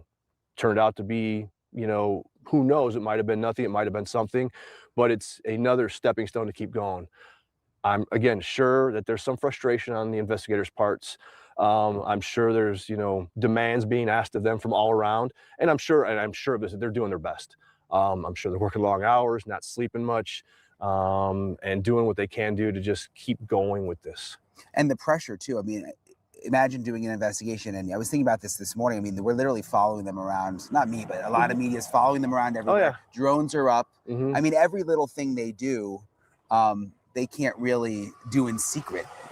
Exactly, and that's a difficult part on the law enforcement side. A lot of things we don't want the media around seeing what they're doing. And again, everyone has the right to do that, but having that extra burden and trying to do your job efficiently and effectively, it's tough sometimes. I know This because at any moment we take and higher level reluctant to call the FBI in ever right away. they're storing it locally, especially on the investigative side. If it was just a pool, you would probably Trying to drive around. It's so confusing. There's so many twists and turns, and I can't find my way in and out getting to Nancy's house. And I thought about it, and I'm like, it really is. So we took this video to kind of show you the drive up to Nancy's house. And I was thinking, even after being here almost 2 weeks, every single night when I finish and I go back to my hotel, I have to put put the address in the GPS just to figure out how to get out of Nancy's neighborhood because it is so dark. And there's no street lights because they have this ordinance because of the people, stargazing here. And there's so many twists and turns, and I can never remember exactly which turn to go right at specifically. So I always put it in my GPS even after all this time. And I just wanted to give you guys a visual of kind of what it looks like out here. I've told you before, but the houses sit on anywhere from 1 to 4 acres. Everything's really spread out. It's dark. The roads are twist and turn, and it just makes me think back to whoever did this. I think you probably kind of had to know the area, especially in the middle of the night, navigating your way in and out of here. So those are the latest developments today. I really appreciate you guys again for following along. I'll let you know if anything else develops. And as always, my heart goes out to Nancy Guthrie's. No, you know what I think it is, Cinnamon? I just think they don't have anything. Like all of these reporters, there's nothing.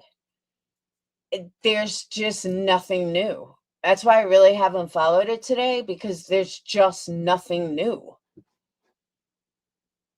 I don't know if it's a distraction or they just don't have anything. I think the gloves were a distraction. That's for sure. But there's just nothing new. You got people analyzing the body language. What body language? FBI gives description of suspect backpack, like, and I'll try giving it a shot, but even Dr. Phil got in on it.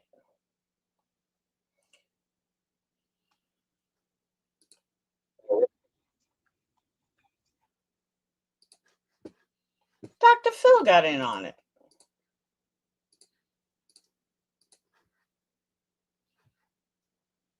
I am Andy Mack. Let's continue on here as we are following the latest new information now from the FBI into the investigation of the disappearance of 84-year-old Nancy Guthrie, as they're kind of pinpointing the exact backpack they are looking for, also giving a description of the individual in that FBI surveillance video. And I will put this up from the FBI Phoenix here on Live Now from Fox's. They are identifying details about the suspect in the kidnapping of Nancy Guthrie. They've been confirmed. Forensic analysis of that doorbell camera footage by the FBI's Operational Technology Division. And they laid this out, what they saw in that video. They're increasing the reward to $100,000. Also, new forensic.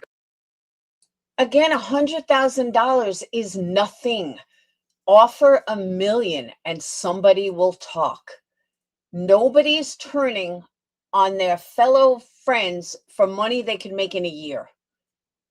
Offer $1 million.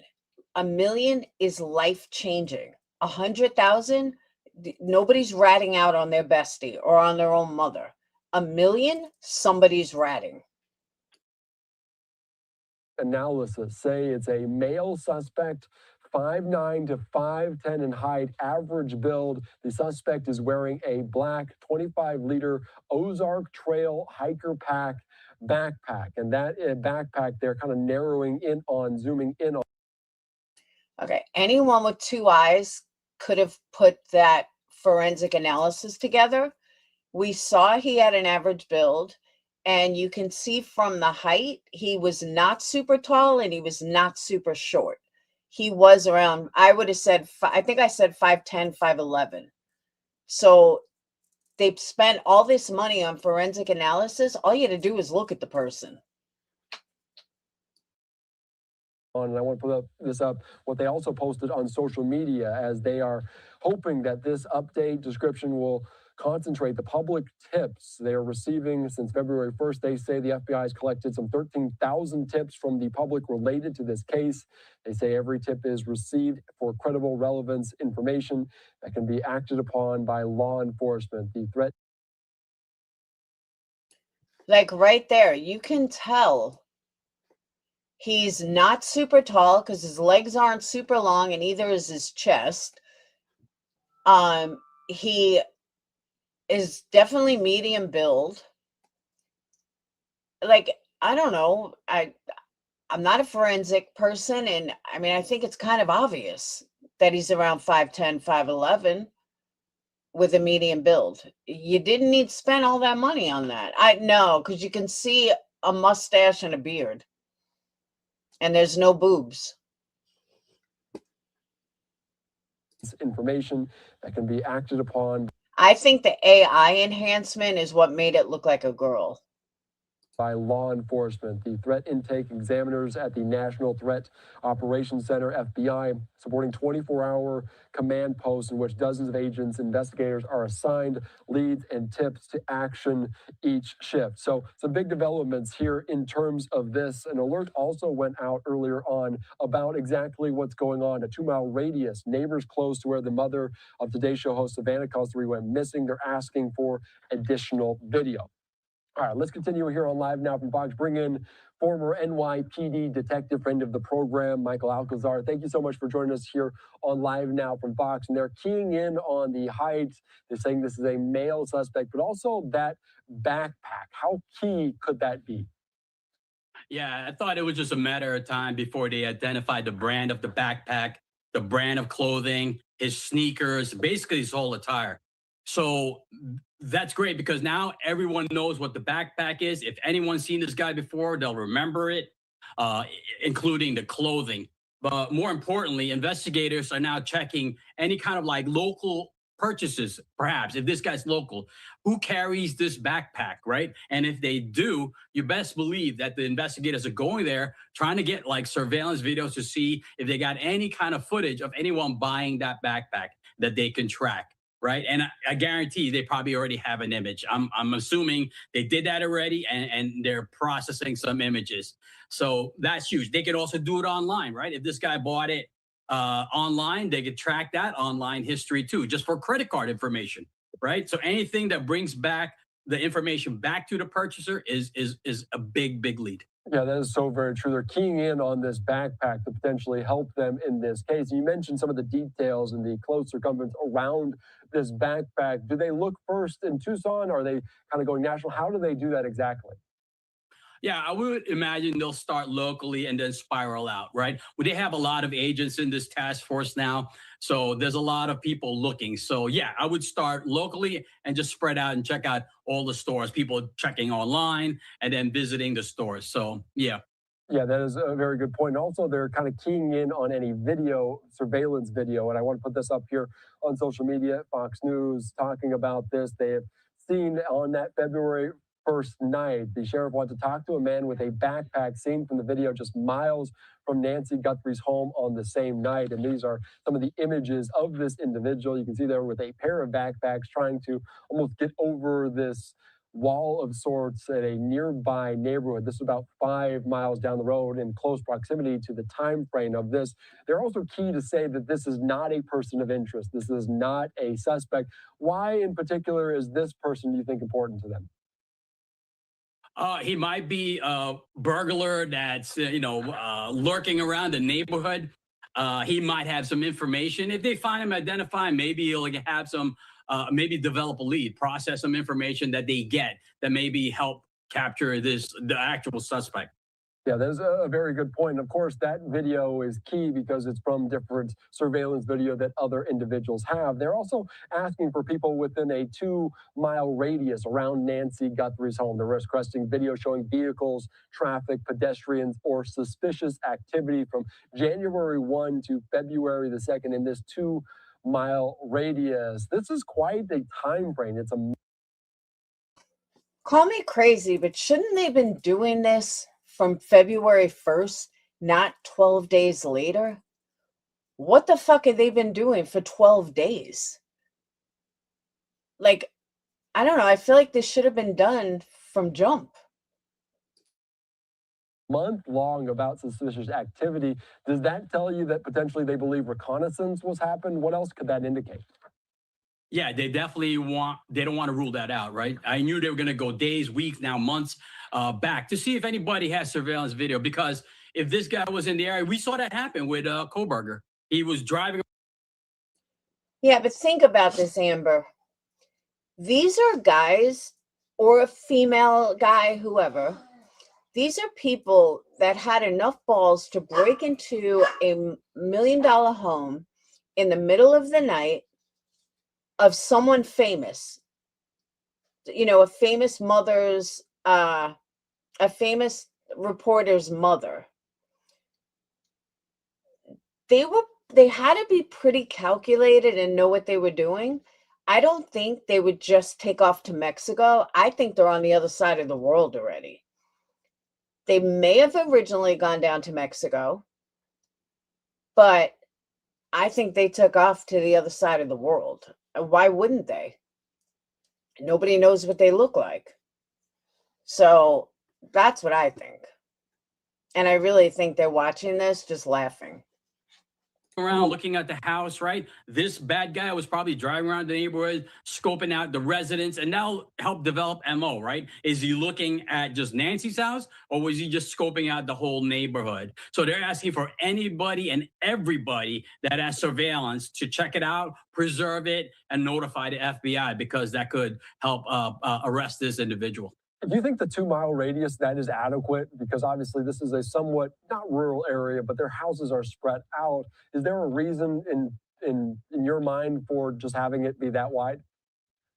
I'm not sure why they picked 2 miles. Maybe that's just for the residences. Maybe they identified that those are the homes in the area. Because I guarantee the FBI and Pima County, they're they're going wider. They're probably going miles down the road to stores, to gas stations, anywhere that's surveillance, highways, right? Anywhere where this guy could have had an egress, where his vehicle could have gone, right? So it's wider. Maybe they're just limiting that because this neighborhood is pretty affluent. It's pretty widespread, meaning there's not that many homes there. Maybe that they established that's a good enough amount. They could always expand it if they don't find anything. All right, that's a very good point, and that's just kind of what's happening now. The backpack, the information about the exact kind of build and size of this individual, and also some of that information about what kind of backpack he was wearing. Let's go back to earlier this morning, because these are images right now live, as you can see Nancy Guthrie's home. But earlier on today, they did set up a white tent. This from Michael Ruiz. There,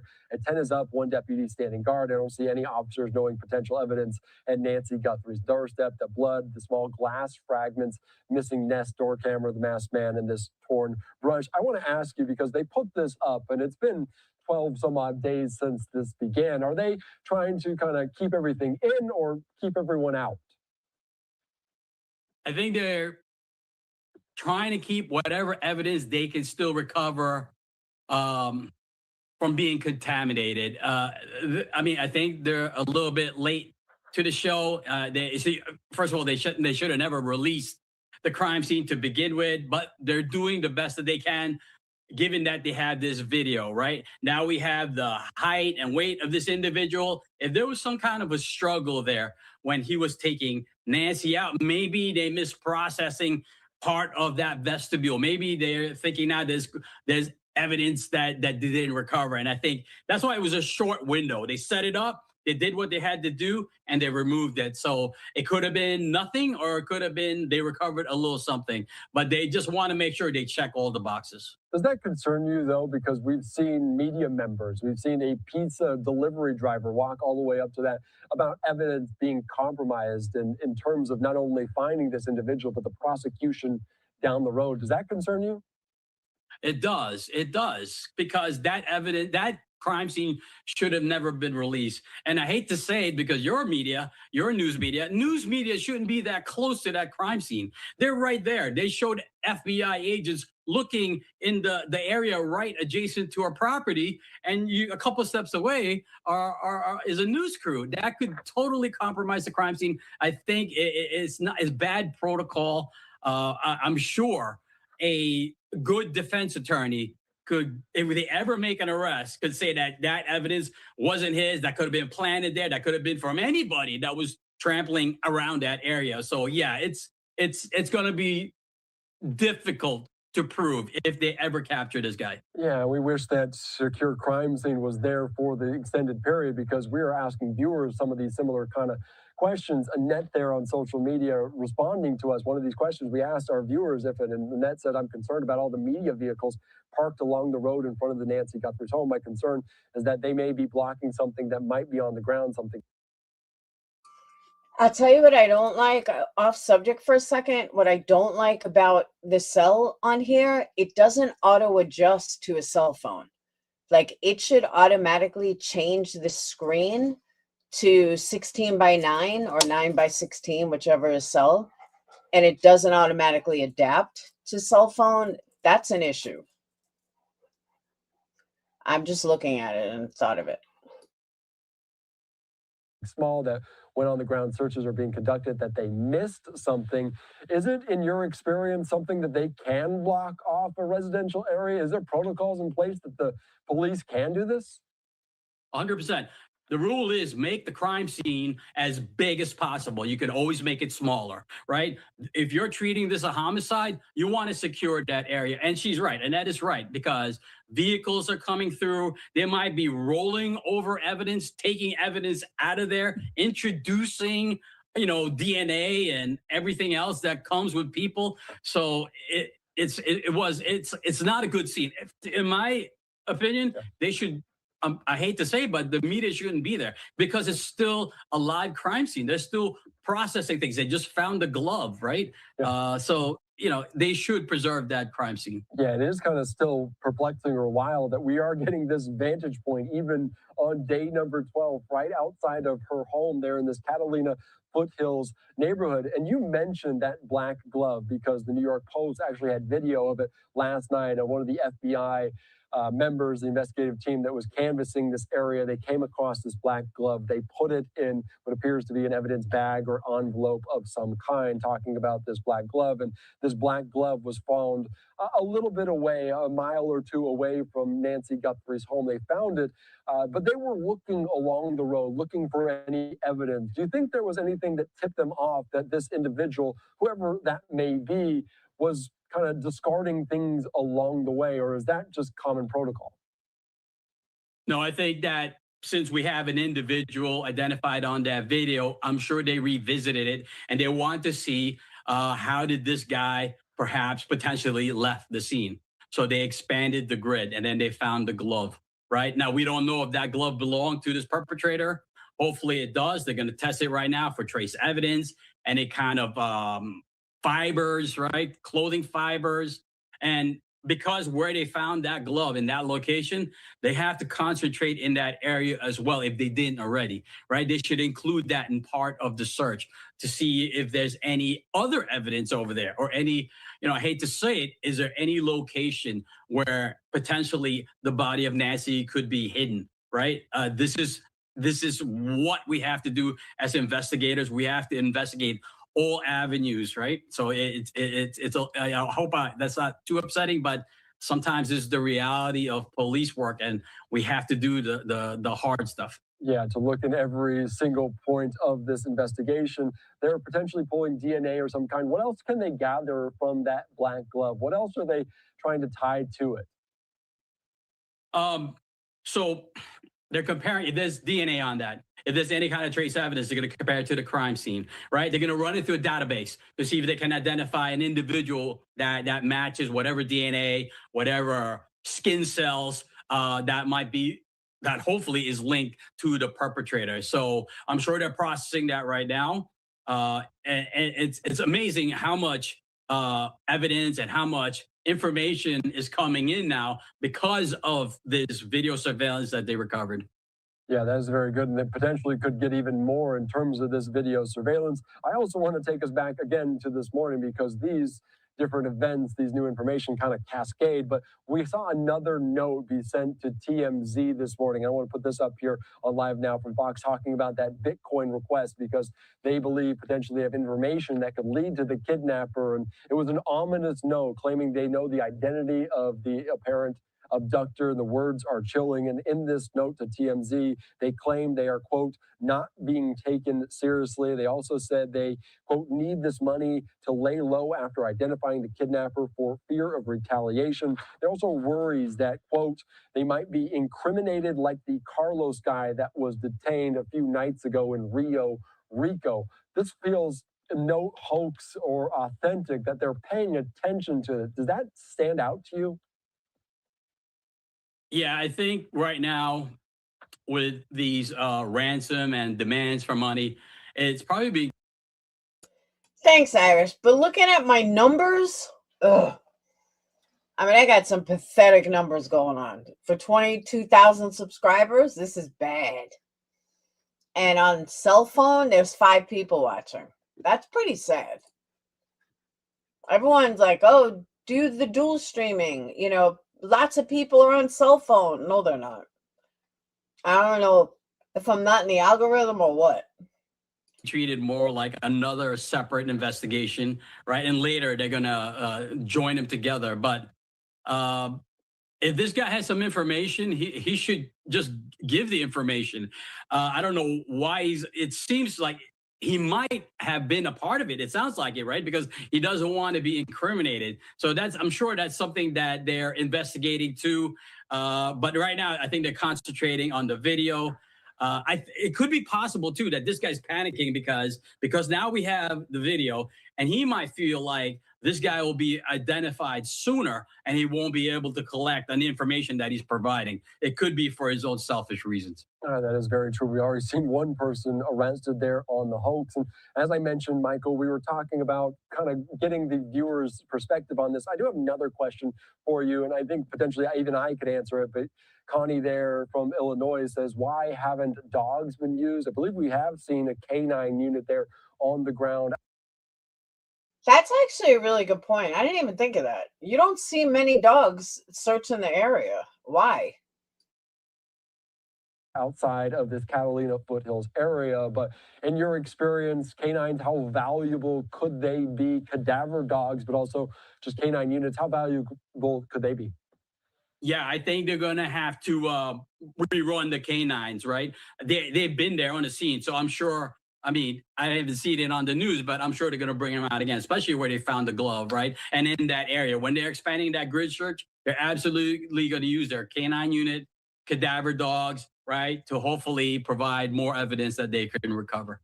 Very good. Michael, anything else that you want to note? Anything else that perks your interest that you hope or see this investigation going? I mean, I think it's great that they recovered the video. It's just a crime that we didn't recover it sooner. Imagine we recovered this like day 2. How much closer we'll be to solving this case. I'm glad it's being done, but I feel like I hate to Monday morning quarterback my fellow law enforcement. They kind of dropped the ball in the beginning there. Yeah, obviously it's very unfortunate what's going on with this investigation. Day number 12 in the disappearance of Nancy Guthrie. Michael Alcazar, thank you so much. Your insight is so invaluable. We appreciate your time here on Live Now. All right, welcome back. See, there are things the cop said that I disagree with. I think he's giving the police like too much credit. And I understand as a cop he would do that, but I just think he's giving them way too much credit. I think they've done a horrible job. I think they have done absolutely nothing. And every single highlight says new evidence, new evidence. What new evidence? There is no new evidence. There's absolutely nothing new. Sad but true. I'm looking to see if there's anything else.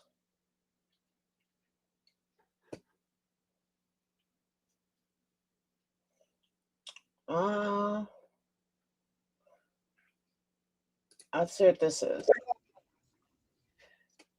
So, long crime, 5 Nancy Guthrie suspect conspiracy theories. So I know some of you guys are into conspiracies, so let's see what they say. I know one of them is going to be that it's a female.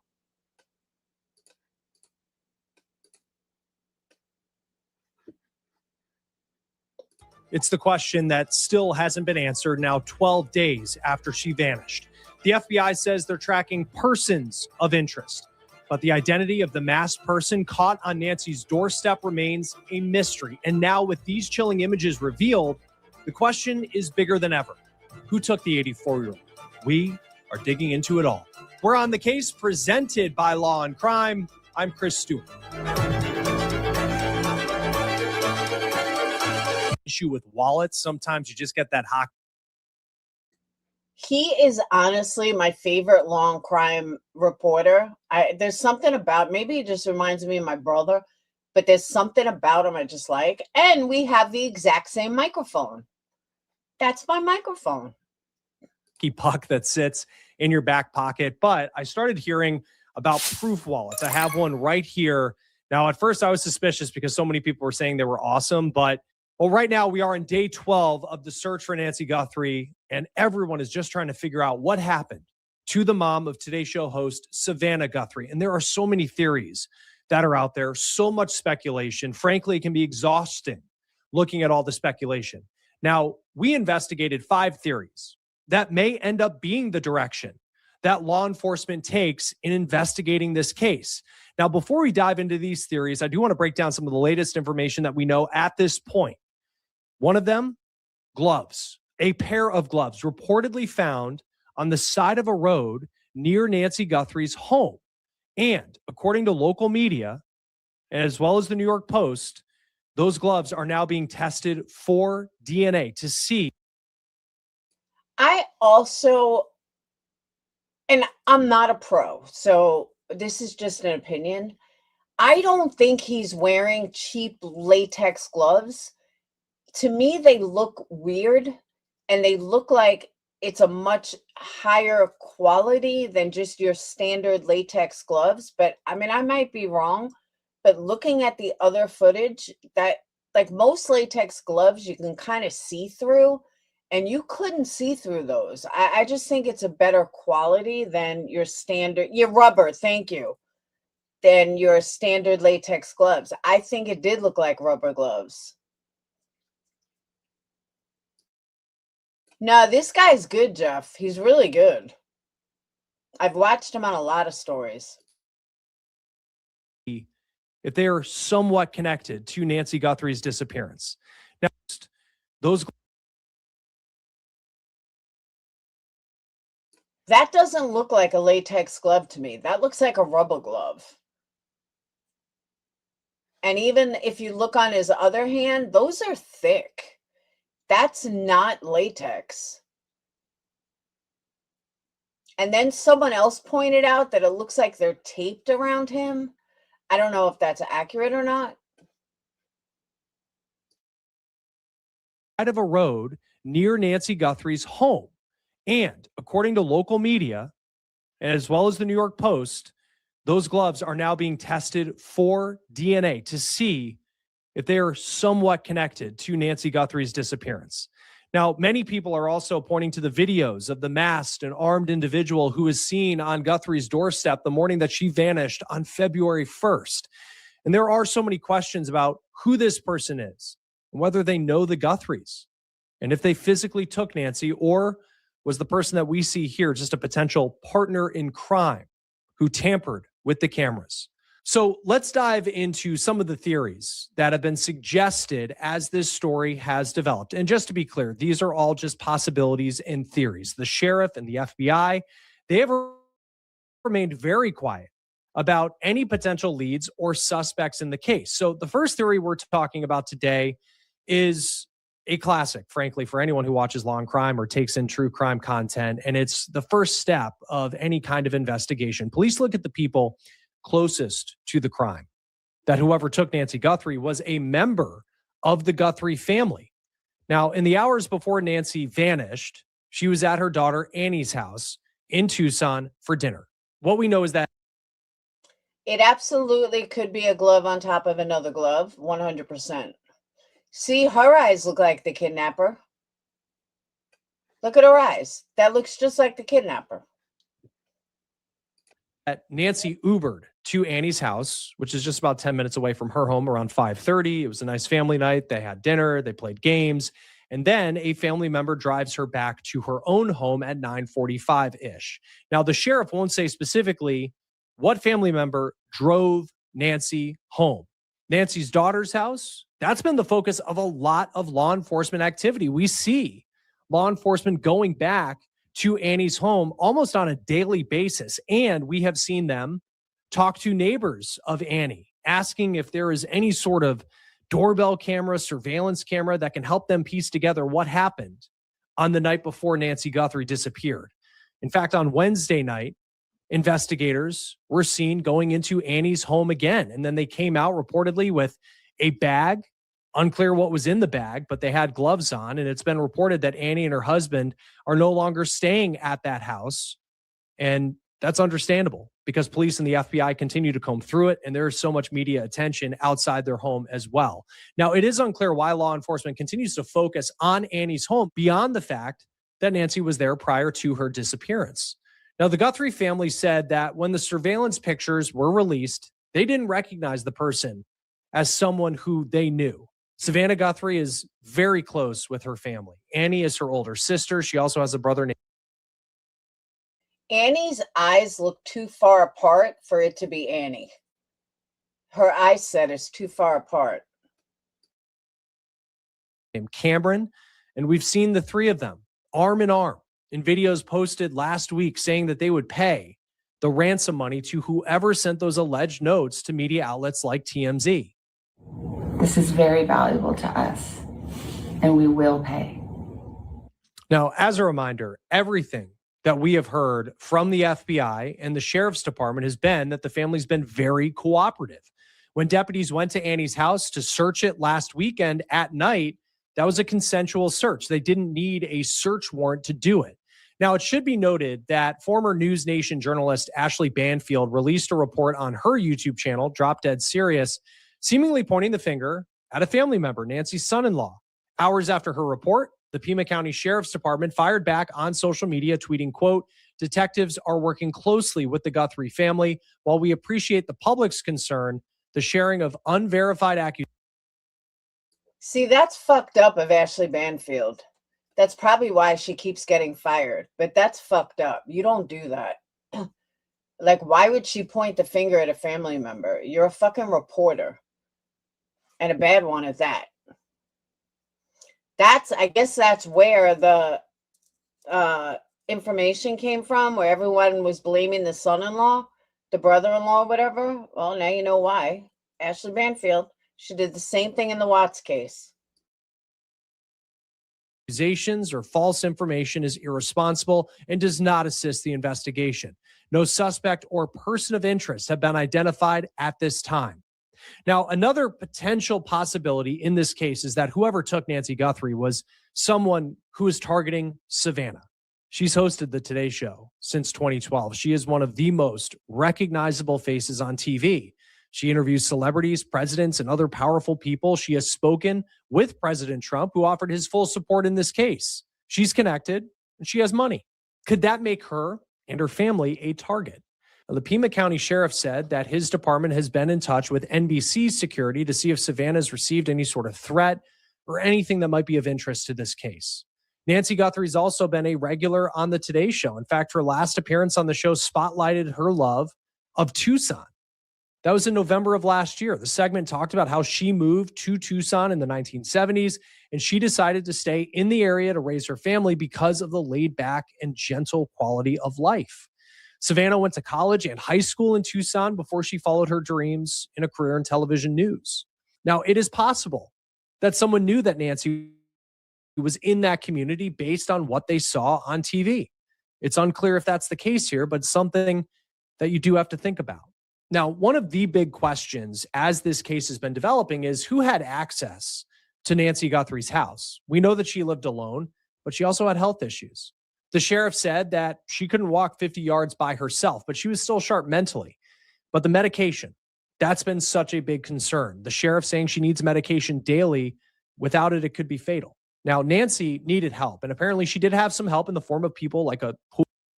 As weird as this sounds, I'm going to say it again. Her eyes are the eyes of the kidnapper. Look at her eyes. They are the exact same as the kidnapper. Now, believe me, I know she's not the kidnapper, but you see what I'm saying, though? It's the exact eye set, which makes me wonder if it's someone very close to her. Pool cleaner or gardener who would come to her property. According to Fox News, hired help has been asked to give DNA swabs in the case. Now, another person who said that he may have been at Nancy Guthrie's home at some point is Carlos Palazuelos. Now, he's the delivery driver who was detained Tuesday night in Rio Ricos, Arizona, about an hour south of Tucson near the U.S.-Mexico border. They helped me against my will. They didn't read me my rights until 2 hours later. Okay? You know what I mean? My wrist is all swollen. From the handcuffs. Like, and did you have any idea no, that this was about? No. Do you know who Nancy Guthrie no. is? That's the problem. No, I don't know anything. You were like... This is video per CBS News. Carlos said he had nothing to do with Nancy Guthrie's disappearance. In fact, his eyes are too wide set, too. In fact, he said he had never heard of Nancy Guthrie. He had never heard of Savannah Guthrie until law enforcement pulled him over while he was driving for DoorDash. And so then when they came up on you, what did they say? Like, what did they say? Nothing. Literally nothing. They just told me, stop moving. Like, what's your name? Carlos. And that's it. They put me in the cop car. I gotta wait like 2 hours. I waited like 2 hours until the detectives came here and everything. Oh my God. When they finally told you this had to do with some kidnapping, like what were you thinking? This dude's like, yo, I'm just a poor DoorDash driver. Look at all the attention I'm getting. I'm famous. I didn't do anything, to be honest. Like, I'm innocent. And you don't even know who the lady is? Do you know who Savannah Guthrie is? No.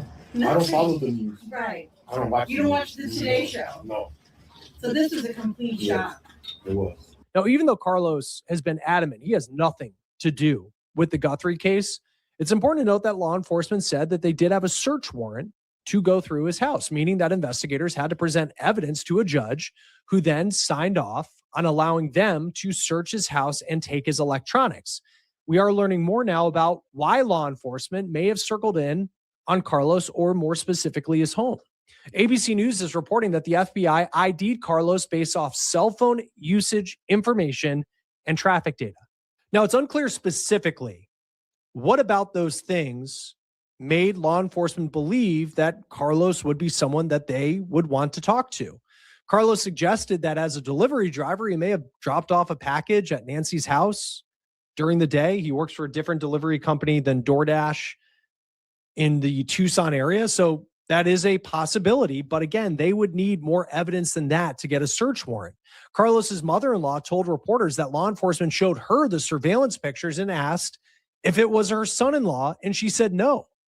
But when you hear that, you do wonder if law enforcement truly believed that they were on the cusp of breaking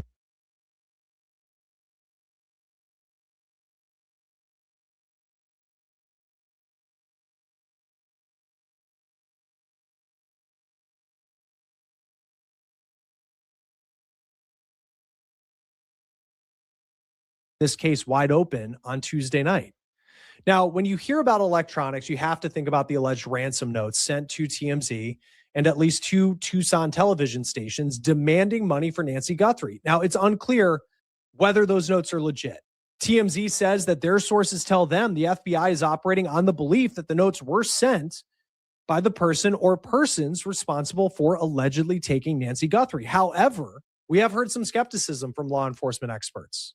On one hand, those notes mention specifics that may not have been public at the time they were sent. The FBI said that it talked about Nancy's Apple Watch still being in the house and something about floodlights on the outside of the home.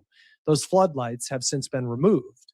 Now, on the other hand, those notes were sent a day after Nancy was taken. The notes also had 2 deadlines, and whoever sent the notes never communicated further, to our understanding, with law enforcement or the Guthrie family, and they never offered any sort of proof of life images that we know about.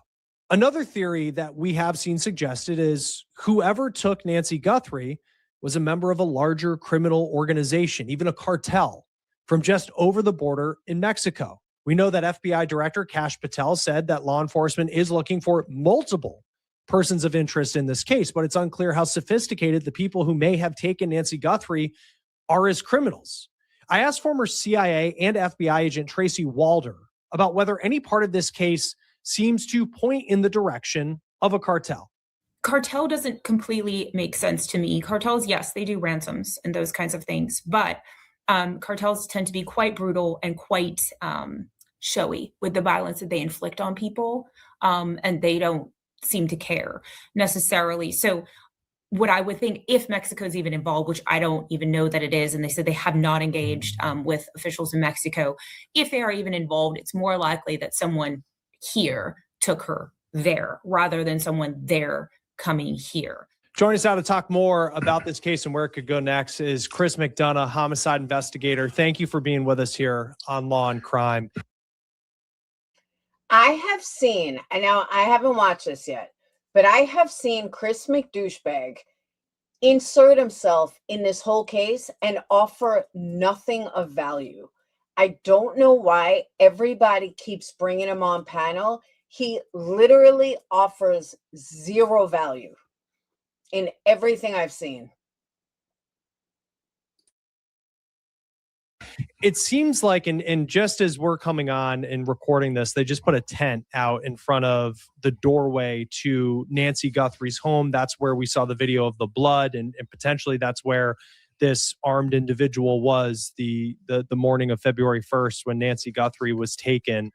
But each day it seems like there's still a lot of activity at her house, in her neighborhood, as well as Annie's house, her oldest daughter.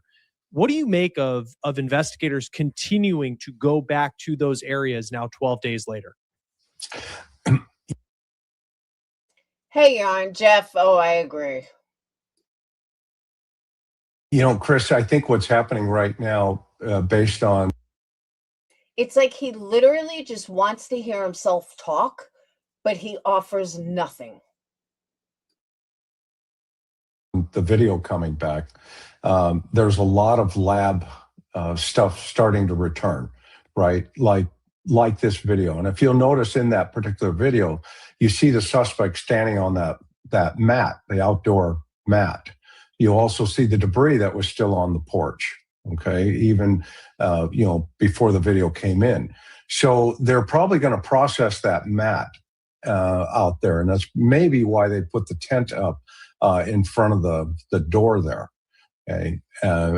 Because McDouchebag, that's not what he asked you. Nobody cares about the tent. We already know that. Can you offer something of fucking value? there's a system that you can use. It's called an MVAC system. And what you can physically do, it's like a vacuum cleaner that essentially sucks up any type of debris or anything like that. And you can actually take that and test it for DNA. So my suspicion is at this particular point, they probably have another DNA hit somewhere, or in terms of information that's come back. And so you're going to start seeing situations like this where they're going to canvass the neighborhoods a lot more. They're going to be looking for digital footprints because they probably got digital evidence back now, and they're trying to tie those things together. Law enforcement. You see what I mean? Like, he doesn't even answer the question. He's just talking to make him fucking self-talk. Hey, Grandma Rose. He's just not even offering anything. Like, you didn't even answer the fucking question. Like, I cannot stand that man. Has continued to say that they don't have a suspect or person of interest in this case. We have these images. They detained this man the other day, but then let him go. You still see them going to Annie Guthrie's house a lot, and that's where Nancy was for dinner, game night with family, and then she's driven back home on February, or I guess it was January 31st, and then February 1st she's taken. What do you make about just the focus there seems to be? And it's all consensual searches that from what we've been told. It's not like a search warrant that they need to go in. It seems like the family's very cooperative. But what do you make of just the amount of attention that we have seen on the place, not that she was taken from, but the place she was before? So remember in the victim risk continuum, right? This is a very, very low risk victim, very low risk. And so that tells us that, the victim and the suspect at some point had some type of association, i.e. they crossed paths. Could have been a grocery store, could have been an employee, a friend of an employee, but there is this nexus that connects it. And the reason they keep going back there is because the family, Annie and I believe her husband, the brother-in-law, has said, hey, we were the last to see her alive. We were also the first to discover that she wasn't in the house. Like, Chris, we know all this already. You still haven't answered the fucking questions. This is what I mean. I don't know why anybody brings him on panel. I don't know why anybody watches this idiot. And it blows my mind. I have fucking 45 people watching, and Chris McDonough gets 11,000. Brittany gets 600. I just don't understand the American people. I just don't. It's like people want to watch fucking morons. So they were the first and the last, okay? And an interesting anomaly that I've caught from my experience is the garage door. So the sheriff puts on the timeline, the garage door opens at 9:48 p.m. and then it closes at 9:50 p.m. So that tells us they have that data from that garage door, either the keypad or the system there, right? But what we're not seeing is when the family arrived, a timeline if that garage door opened. So that means that leaves this gap that says, okay, well, how did they get into the house? If they went through the front door, they certainly had to see all that blood. If they went through the garage door, you're going to get that data that they may be holding back. Okay. And then the third option is, how did they go through the same point of entry that the perpetrator may have gone through? So those are kind of investigative anomalies that you have to, you have to cross those T's and dot those I's, and say, okay, well, did you see the blood on the porch? If you went through the garage, how come we don't have a data point on that? If you went through the back door, wasn't that suspicious enough almost immediately, to call the authorities? And if you notice, the very, very first All right, I'm confused, okay? And this is why I'm confused. He's talking about when Nancy got home at 9:15. What? Nothing would be out of sync at 9:15. Like, I don't get what the fuck he's saying. So I'm gonna rewind it for a minute. Don't hate me. But I'm not understanding what he's getting at. And say, okay, well, did you see the blood on the porch? Is how did they go through the same point of entry that the perpetrator may have gone through? So those are kind of investigative anomalies that you have to, you have to cross those T's and dot those I's. But she didn't get kidnapped till 1:30 in the morning. What does this have to do with what happened at 9:45? This is why I'm confused. And say, okay, well, did you see the blood on the porch? If you went through, there wouldn't be blood on the porch at 9:15. There wouldn't be blood on the porch until 1:30 in the morning. The garage, how come we don't have a data point on that? If you went through the back door, wasn't that suspicious enough almost immediately, to call the authorities? And if you notice, the very, very first interview that the sheriff gave, the first thing he was asked by a journalist was, who dropped her off? And he says, the family. And then the follow-up question, which was a great question, was, did they see her inside the house? And he answers, yes. Okay. That's very problematic. So he knows something that we don't know. Because that was that, and I, keep going back to that part, because the follow-up is, another follow-up was just like, who was the family member? We know that Annie Guthrie's married, and then there's been this report that was put out there where, that, her husband, was, his name has been out there, and there's been nothing to this point that has, publicly by law enforcement said that, that they have a suspect at all. So it's like when the sheriff was asked who was the person, and we don't know specifically who's the person who drove Nancy Guthrie home, and he's not answering it. Do you read anything into that? Or is it something where he might just say, because of the media attention on this person, just to protect them? Because if you throw, their name out there in a news conference, then suddenly the internet, tries to incriminate someone even more if they're completely innocent. Yeah, no, that's a great point. And I think the sheriff did the right thing by kind of holding back, because at that point, everybody's on the table at this point, right? Because you have to start, in that inner circle, like we were talking about there, because in that inner circle is that cross. Okay. However, there is one other interesting point on this. Okay. Remember the fruitcake out in LA who decides to inject themselves into the largest, kidnapping case, probably since the Lindbergh baby, okay, in terms of publicity and et cetera. And this guy just decides to say, yeah, I think I'll just go ahead and ask, for Bitcoin, et cetera.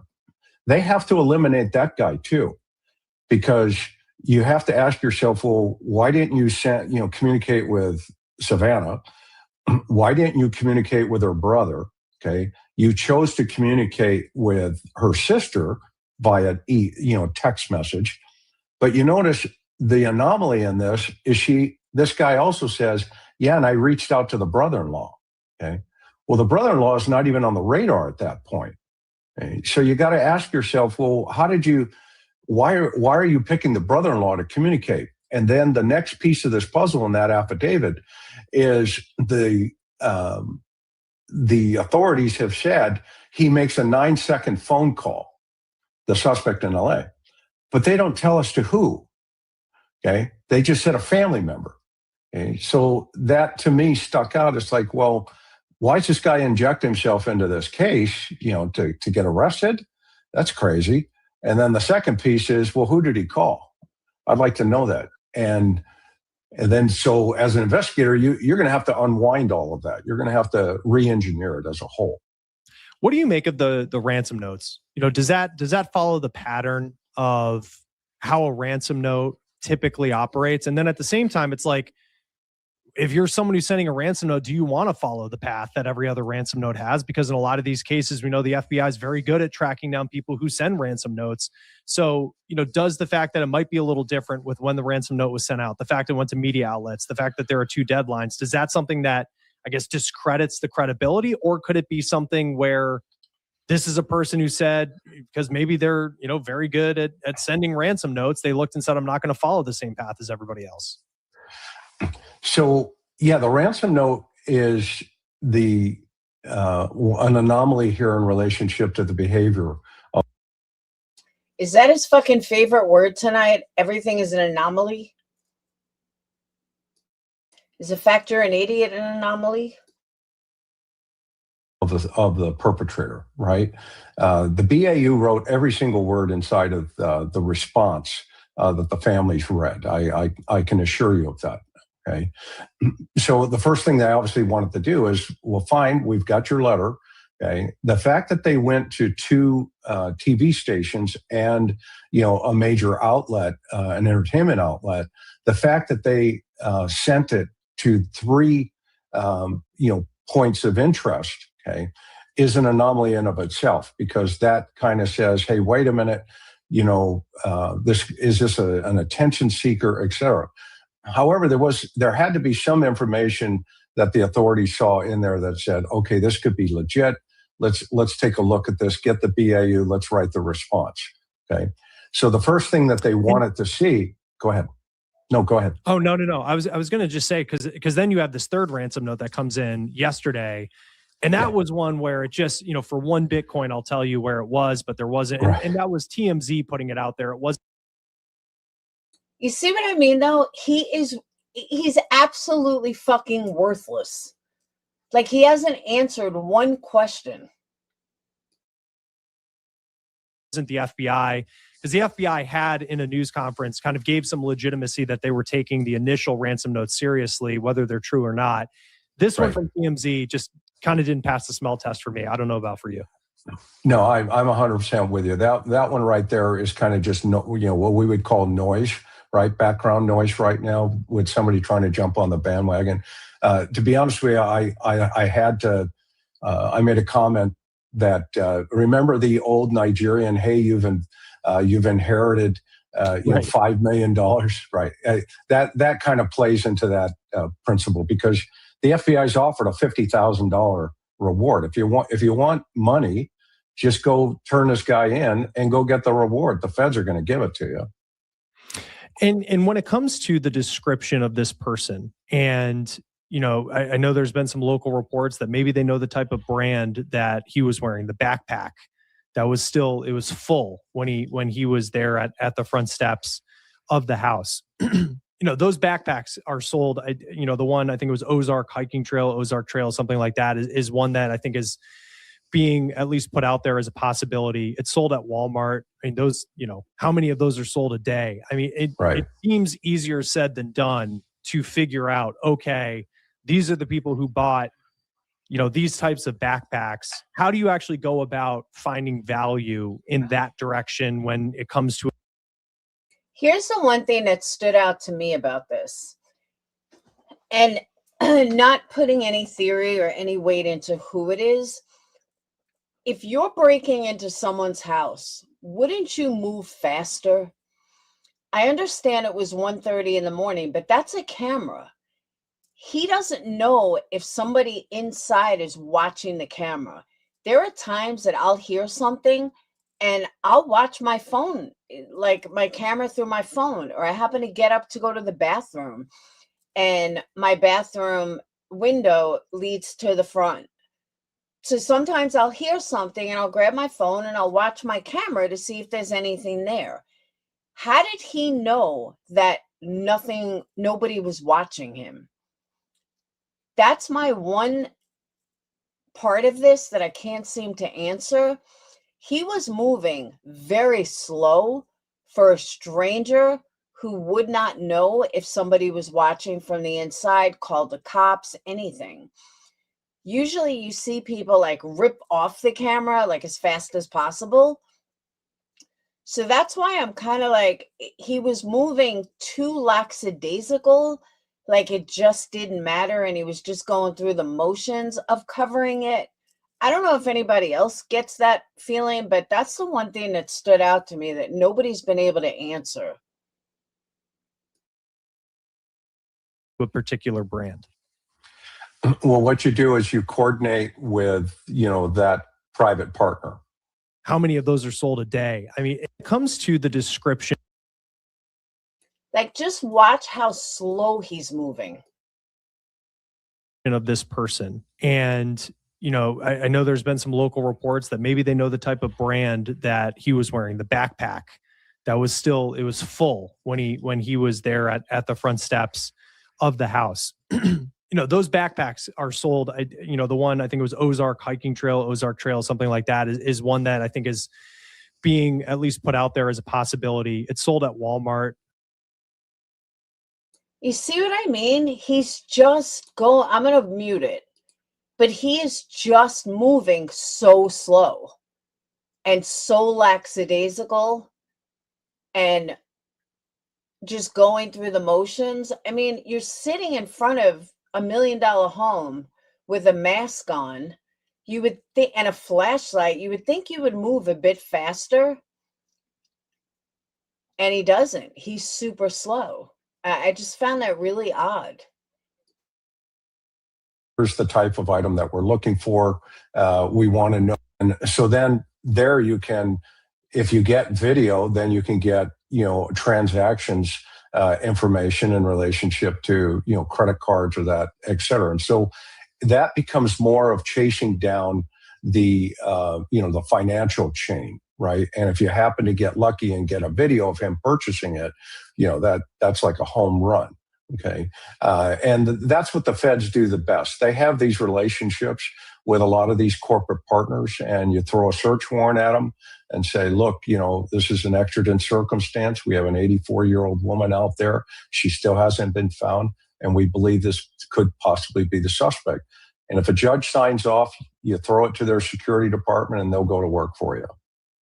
And the term sophisticated it just never feels right to call like a criminal sophisticated, just especially in a case as horrific as this. But when you watch that doorbell camera of this person, what they're wearing, the way, just the mannerisms that they have, did this stand out to you as someone who would be characterized by law enforcement as a sophisticated criminal? No. This individual is not a sophisticated, let's think through this, because, there's a couple clues, right? The holster that he's wearing is for a revolver. Okay. Number one, and he's got an automatic pistol inside of that particular holster. So he doesn't have a lot of, experience around guns. Okay. All right. Do I have any gun people in here? Because that's my other question. Why does it matter? He had a gun. So why does it fucking matter if it's the wrong holster or not? If it fits the gun, why is this a problem?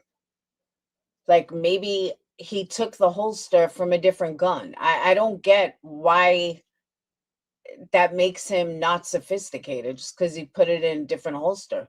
Maybe he did that because his partner had the other gun. I mean, who knows? That's what that told me. The second piece of this puzzle is the type of gloves that he's wearing. I mean, those are large, bulky gloves. Okay. Well, how are you going to get your finger into the trigger guard if you need that particular gun? Okay. So that's more of a persona of intimidation. Okay. That tells us, is that really even a real gun? Is it a replica? We don't know. They're chasing that down now. I'm sure of it. Okay. With that video that's come out. If it is a real gun, then that tells us he's prepared to use deadly force. That's a problem. Okay. And then the other thing that we look at is his problem solving capability.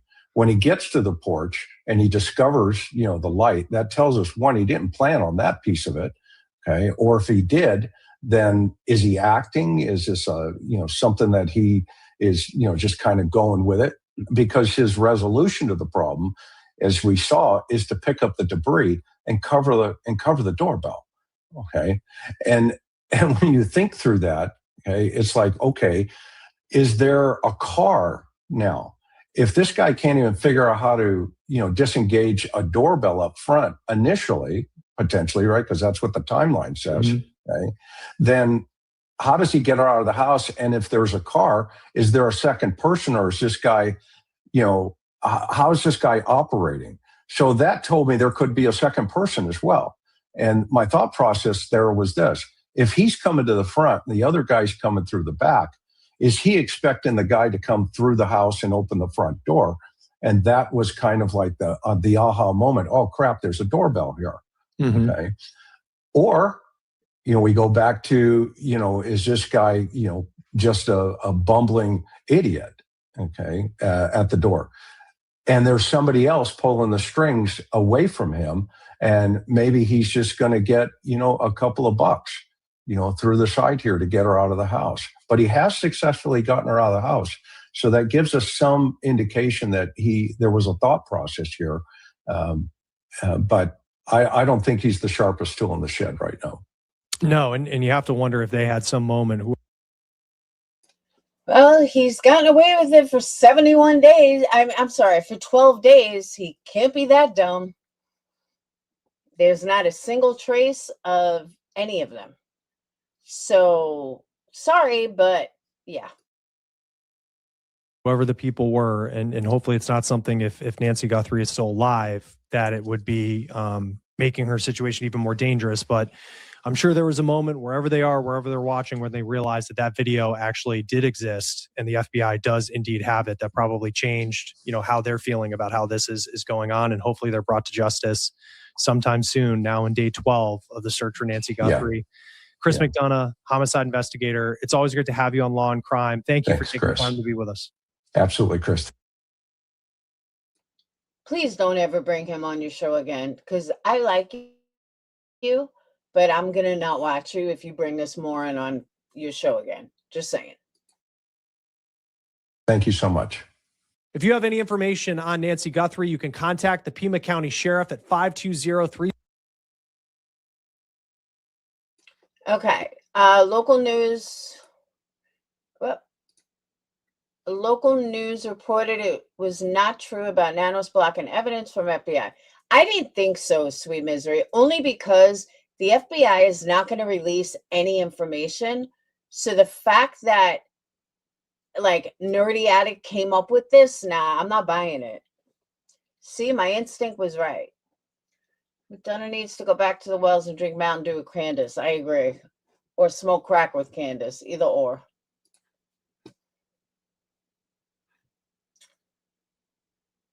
Megyn Kelly is usually pretty good.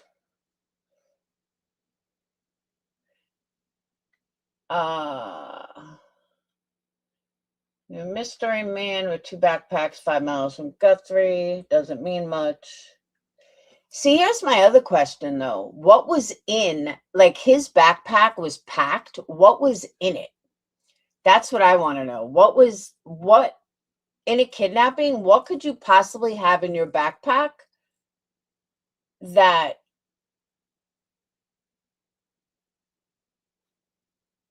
what could possibly be in your backpack that it's full and heavy when you're about to kidnap someone?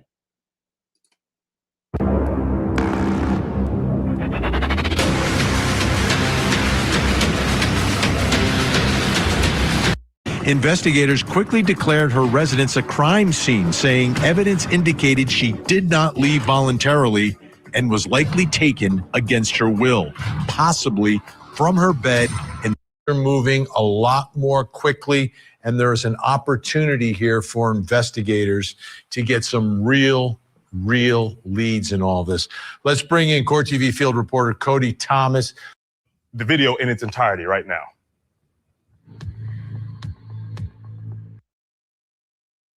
See how slow he's moving?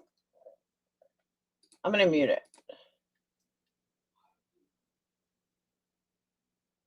He's moving so slow.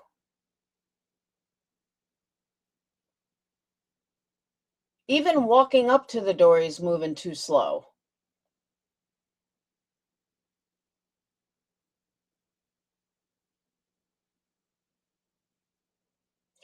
Getting the bushes, he's moving too slow.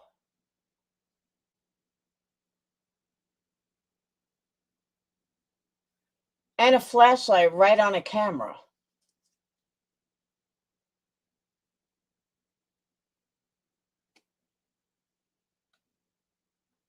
Let's take some still images of this video and really analyze who and what we are dealing with here. So this first image here, it looks as if the suspect is walking up with some sort of reflectors on either shoulder. And in the middle there where, presumably his face is, it looks like he maybe has a possible flashlight, possibly, hanging out of his or her. Okay, another question. Why would you go? Oh, that's true, Cinnamon. Why would you walk up to someone's house with flashlights? I'm sorry, but if I'm going to rob someone's house or kidnap someone, I'm not going to do it with a bright light walking up to the house. Her mouth. Now, Vinny, we move on. We mentioned those reflectors on each shoulder. We now see in this image that those reflectors are part of the straps on a book bag or a backpack that they were wearing when they came up to the door. And speaking of that backpack, Vinny, we move on to another image. We see that's a full backpack on their back. I don't know why you need a full backpack full of whatever they have in that bag to kidnap an 84-year-old woman or do anything late at night at someone's residence. But then we move on to this one, and this one's the most concerning, this other image. If you look down kind of towards the bottom right of the image, towards the person's waistband area, you see that's a gun hanging in front of them. Presumably a loaded gun, a deadly weapon that they brought to this house, Nancy Guthrie's house. We move on, Vinny, again. See, but that's the one thing that McDonough said that I agree with. With those type of gloves on, or as bulky as the gloves seem, whether it be rubber, nitrate, whatever it is, how are you going to get a trigger of a gun immediately? You're not going to be able to. Like, that gun is probably going to slip out of your hands, or how you going to get, like, if you notice, he's having a hard time bending his fingers. How are you going to get that in the trigger of a gun? I didn't think of that. So it's one thing McDouche said that he's right about. Looking at this suspect here, seeing what they have, these leather gloves on their hands. Looks to be thick leather gloves there. And Vinny, I can think of one other famous case that involved some questionable leather gloves back in the 90s. So that would be O.J. Simpson. Here we are with gloves again in this image. And lastly, Vinny, here, the image of this suspect with what looks to maybe be a possible flashlight in their mouth, or it could be maybe a shiny gold or silver tooth reflecting off the light, because we do know that neighborhood is a very dark area, so any light would probably reflect off of that camera image. But that's what we break down the video, Vinny. Those are concerning, images of this suspect walking around the house.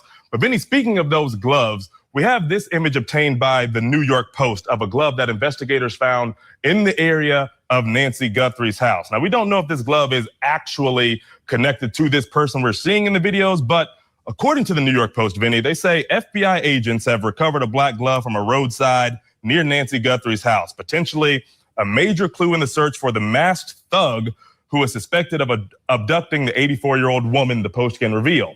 Detectives found the clothing item which resembles the pair worn by the armed perpetrator caught on video about 1.5 miles from the home of Today Show host Savannah Guthrie's mother. So Vinny, investigators have found this glove. We see this video of this potential suspect here. Regardless, whoever this person is, clearly they showed up to do something inappropriate at that residence. All right, Cody's going to stick around. That brings us to the first question in our investigation. Does this look like a professional kidnapper? The image of him, the mannerisms, what he's wearing, what he's doing, what is going on here? Joining me, retired police officer after 2 decades and an expert at analyzing crime scenes, Dr. Mike McCutcheon is with us, and retired police commander, host of the podcast, Gardens of Evil Inside the Zion Society Cult, which you need to download and listen to. Mike King is with us. The podcast is blowing up everywhere, and money's being raised for charity in that as well. So please, folks, download that. Great to have you both here. Mike, let me start with you. What is your gut telling you? What is the evidence telling you? Does this seem or look like or present? Oh, we have 2 mics. I'm sorry. Mike King. Thank you. Yeah, Dr. Mike over here, Mike King over here. Strike you as a professional kidnapper? You know, Vinny, I don't see. Am I the only one who thinks Vinny seems stoned? Because he does seem stoned to me. That I find myself waffling a little bit on this about whether it's professional or not. I mean, it appears that there's preparation. It appears that there's planning. I think a lot of fantasy involved, but the execution of the plan is where things start really falling apart, in my opinion. And we can't minimize the fact that the suspect comes hooded up. He comes wearing gloves. He comes using cover and concealment as he approaches the home. And to Cody's point earlier, the wonder about whether it could be a tooth reflecting or a flashlight, just before this video picks up in another clip of video, there's a clip of the suspect coming from the left-hand side as we're looking at the video, or from the gravel area of the yard onto the sidewalk, approaching the porch and that threshold area. And we see that flashlight come on for just a fraction of a second on the ground. I suspect, because it's pitch black, that that's happening because he's unsure of his footing and whether there's a step he's going to trip on or something like that. But nonetheless, we have to accept the fact that it appears that he comes kind of suited up. I think, again, the fantasy, the preparation, the planning that's gone into it, and the fact that he's using cover and concealment and coming in. But the moment he sees that camera, we see him go from this kind of organized state to disorganized. And we see him kind of turn, and you could just see the cogs in his brain twisting as he's looking to his left in that garden area next to the porch where the pot is for something that might work. He works his way out to the threshold. There at the threshold, he grabs those desert plants and brings them in with an attempt to somehow cover up that camera. And then it appears gets pretty frustrated and leaves. But bottom line in all of that is they were able to kidnap Mrs. Guthrie. And so at least they got away with that part of it. But hopefully things like this glove show us that the net's being cast wide enough that they're going to find information that'll bring him to justice. Yeah, I'm shocked that he's surprised that there's a camera at the doorbell. I mean, go to I don't know what the percent is these days around the country, but it's extremely common. All right, Dr. Mike, let's pick up on the glove. Mike King is talking about that. Your thoughts about the glove being found 1.5 miles from the scene. And for purposes of this discussion, let's presume it's a match. Let's presume that it is, in fact, the glove worn by the... See, I wouldn't presume that at all, because it's so obvious. Like they said earlier, it just happened to show up right after the video footage. Where was the glove prior to that? Like, come on.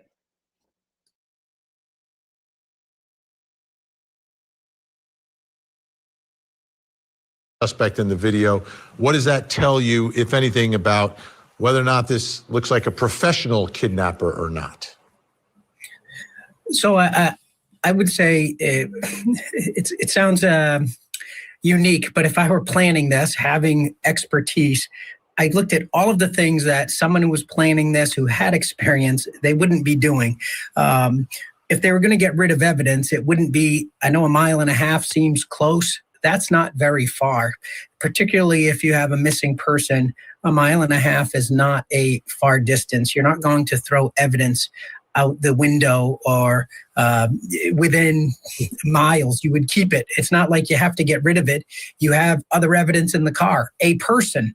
So it's not like a robbery where you took something and then you're trying to get rid of evidence. So that shows me that it's very amateur. And the uniform that he's wearing, the clothes that he's wearing reflective gear. He's trying to work under the night and try to be a burglar to go in and not be seen. And he's wearing reflective gear. Again, poor planning. And I can tell you with great confidence, there's no military or police officer or anyone who has training with a weapon who is going to store their weapon in the front of their pants like that. It's all right. Call me crazy, but I don't know. I just feel like these guys have gotten away with this for 12 days. I don't care how he had his gun. I don't care about his holster. They have gotten away with this for 12 days when every single agent, police department in that area, the FBI are on this case. They have not found one shred of evidence of the killers. of the kidnappers. So please tell me how they're not professionals. Please tell me how they're not, how they're sloppy. Sloppy, they would have been caught. Sloppy, you would have one inkling as to where they are, and you don't. The FBI has no idea who they are. Maybe I'm wrong, but to me, that sounds quite professional. That sounds like people who know what they're doing, being able to get away with it this long with so many FBI and police on their tail, and media for that matter. Make it make sense. not even in a secure holster. It looks like it's kind of sagging down. That to me, again, tells me that it is not. Now, if I'm kidnapping someone, I don't care about having a holster that fits because I want to be able to grab it quickly. I don't want something that I'm going to have to wrestle with and pull out. I want something that's easy access. Boom. So again, I just don't think these guys are thinking right. Someone that's professional. So they're leaving evidence behind. And then the other piece is they took 40 minutes inside a house to try to kidnap an 84-year-old woman. And you were in there for 40 minutes. The longer you're in there, the more evidence that you have potential of leaving behind. He didn't cover his mouth, where if you have any type of saliva or anything coming out, you have DNA contamination. So all of those things, and with discarding that glove so close to the crime scene, I can't imagine that this had a lot of planning. I think it was like Mike said earlier, where it was kind of that fantasy, like, okay, this is what I'm going to do. We're going to get a mask. I'm going to go up, and you have some planning, but certainly not a professional plan. Yeah. The potted plant for the camera, Mike King. Yeah. That's nutty. That's like, it's almost childish at that point. You've got this huge backpack. You've got apparently a gun, but you don't have anything to handle a camera, like, oh, I don't know, a piece of tape. You know, Vinny, and I love what Dr. Mike said, because the idea of how he's approaching looks like he's really confident. He actually is pretty dang calm when All right, his backpack is tied to him. In order to get something out of it, he would have to unhook it and take it off. So he's not going to have tape. Unless he had tape in his pocket, which he wouldn't have if he didn't realize there was a video camera. So Vinny's talking like he's going to whip off his backpack and pull out a piece of tape. That's not even logical. his backpack is secured on him. Maybe it had a bomb, but it's secured on him. So it's not like it was a loose backpack where you could just pull it out. It was pitch black. He couldn't see anything, which is probably why they never saw the camera in the first place. And he's not going to unhook the backpack to grab something out of it and then have to reattach it. So, Vinny, I have to argue that with you. I think you're wrong. Actually, I know you're wrong. Things fall apart and he sees that camera on the door. But what I think is also kind of interesting, and Mike mentioned this, is the fact of this holster in the front. You can see him with his left hand, and if we were to take the location of that handle on the weapon, which appears to be a semi-automatic weapon, inside of what appears to be a revolver type holster, what he does is he's constantly. Hey, we got a whole 8 people on the cell phone side. 8 people. Fondling that thing with his left hand. So this is a guy who's not comfortable wearing a weapon. He's not used to wearing a weapon. He certainly isn't trained in wearing one in a duty kind of sense, like a police officer or a military officer. And if he is right-handed, which I think he is by the looks of the way things are happening, he's got this cross-draw kind of holster, and it all kind of fits with pop culture of them moving them, flaring the guns around and acting tough and everything else. It just really screams of nonverbal behavior.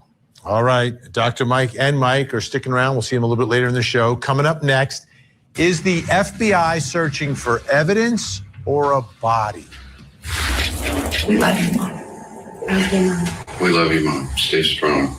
We love you. The defendant repeatedly.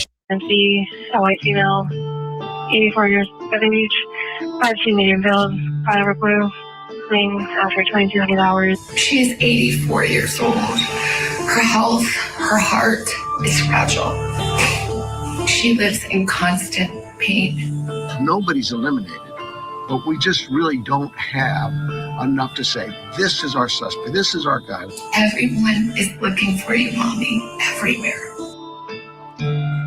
So the Pima County Sheriff leading all of this, the investigation from the beginning, but doing the right thing and reaching out to the FBI to have them come in and have them help. And it seems like they are doing a lot in this investigation.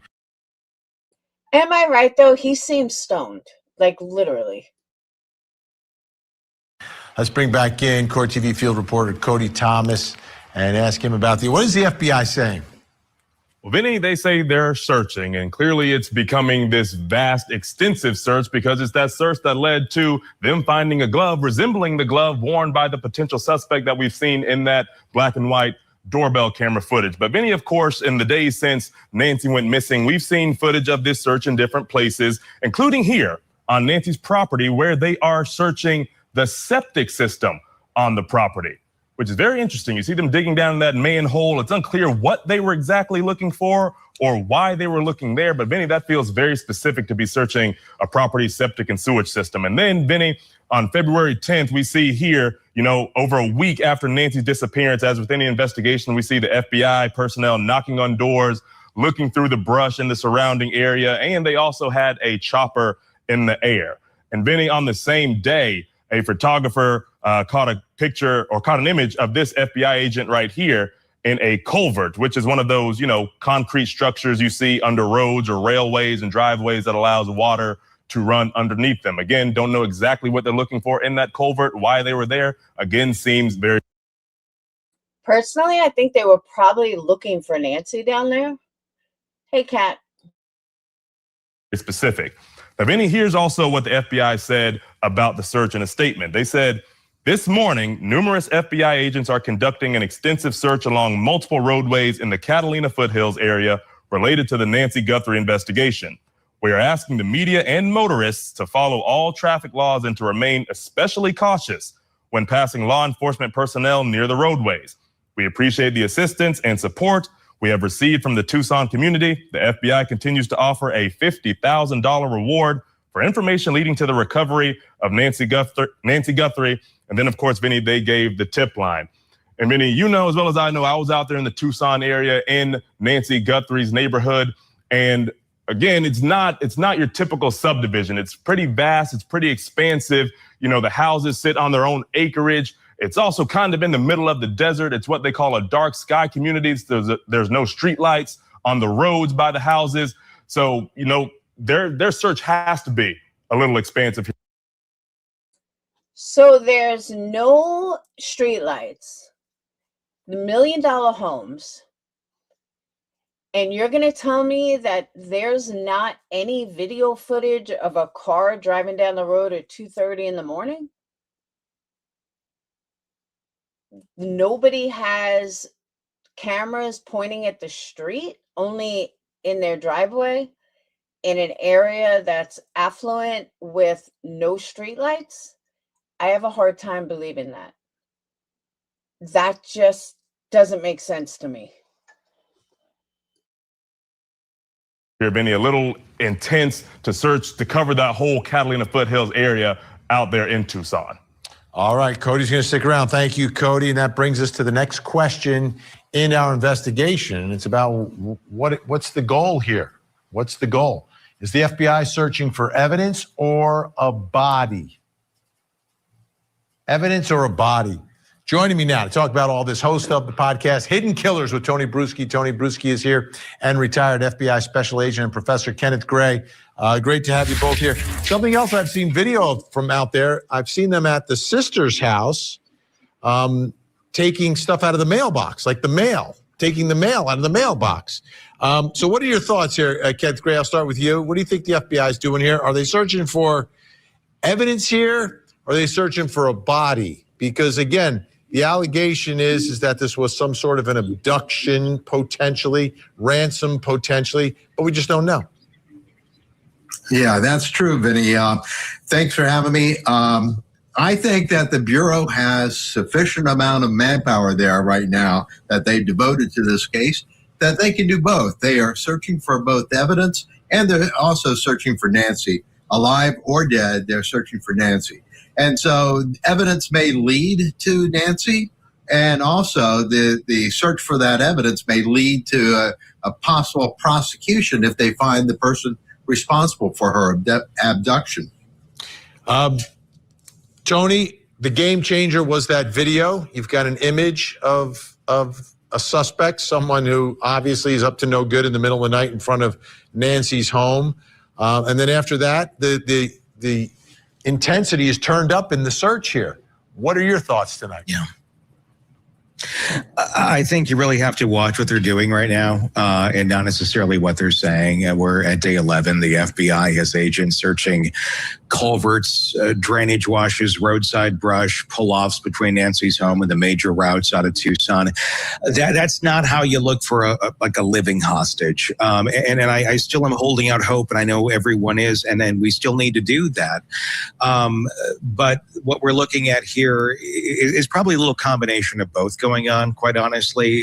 Evidence recovery operation or remain search, and the language is shifting to the FBI reward says recovery of Nancy Guthrie, not safe return, not rescue, recovery.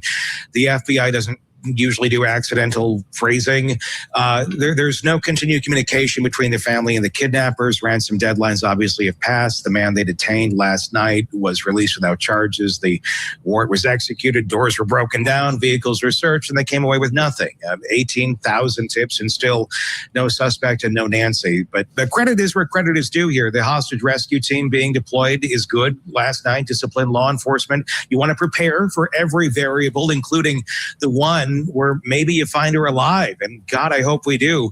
But being prepared for a variable and that variable being the likely outcome are two very different things. An 84-year-old woman with a pacemaker who needs daily medication to survive 11 days out, the math is brutal, and the FBI knows how to do the math. I think they're searching for both, but the ground activity tells you where the weight of this investigation has shifted. Kenneth Gray, what are your thoughts about taking the mail from the daughter, Annie's home, straight from the mailbox, confiscating it? Is that You think they're looking for communication from a kidnapper at that moment? So I don't think they know exactly what they may find inside that mail, but so far See, Chris McDouche needs to watch these people because, like, Vinny asks them a question and then they answer it. That's how it's done, Chris McDouche. communications has not set up any specific route exchange of information between the kidnapper and the family. And so the kidnapper may try to establish a different means of communication, such as by mail. Mail would be safer than using email because email is much more traceable. Regular snail mail, a letter would be a lot more difficult to trace. But there may be other communications that may be passed to them. I don't know all the details of this investigation, so I can't say what else might be in that mailbox that they might be looking for. But I definitely think that one possibility would be the kidnapper trying to establish a different means of communication. All right. Tony Bruschi, Hidden Killers with Tony Bruschi. Incredible coverage of this and a lot of other true crime stories. Check it out, folks. Kenneth Gray's going to stick around. Still to come. Does the family know more than they're letting on?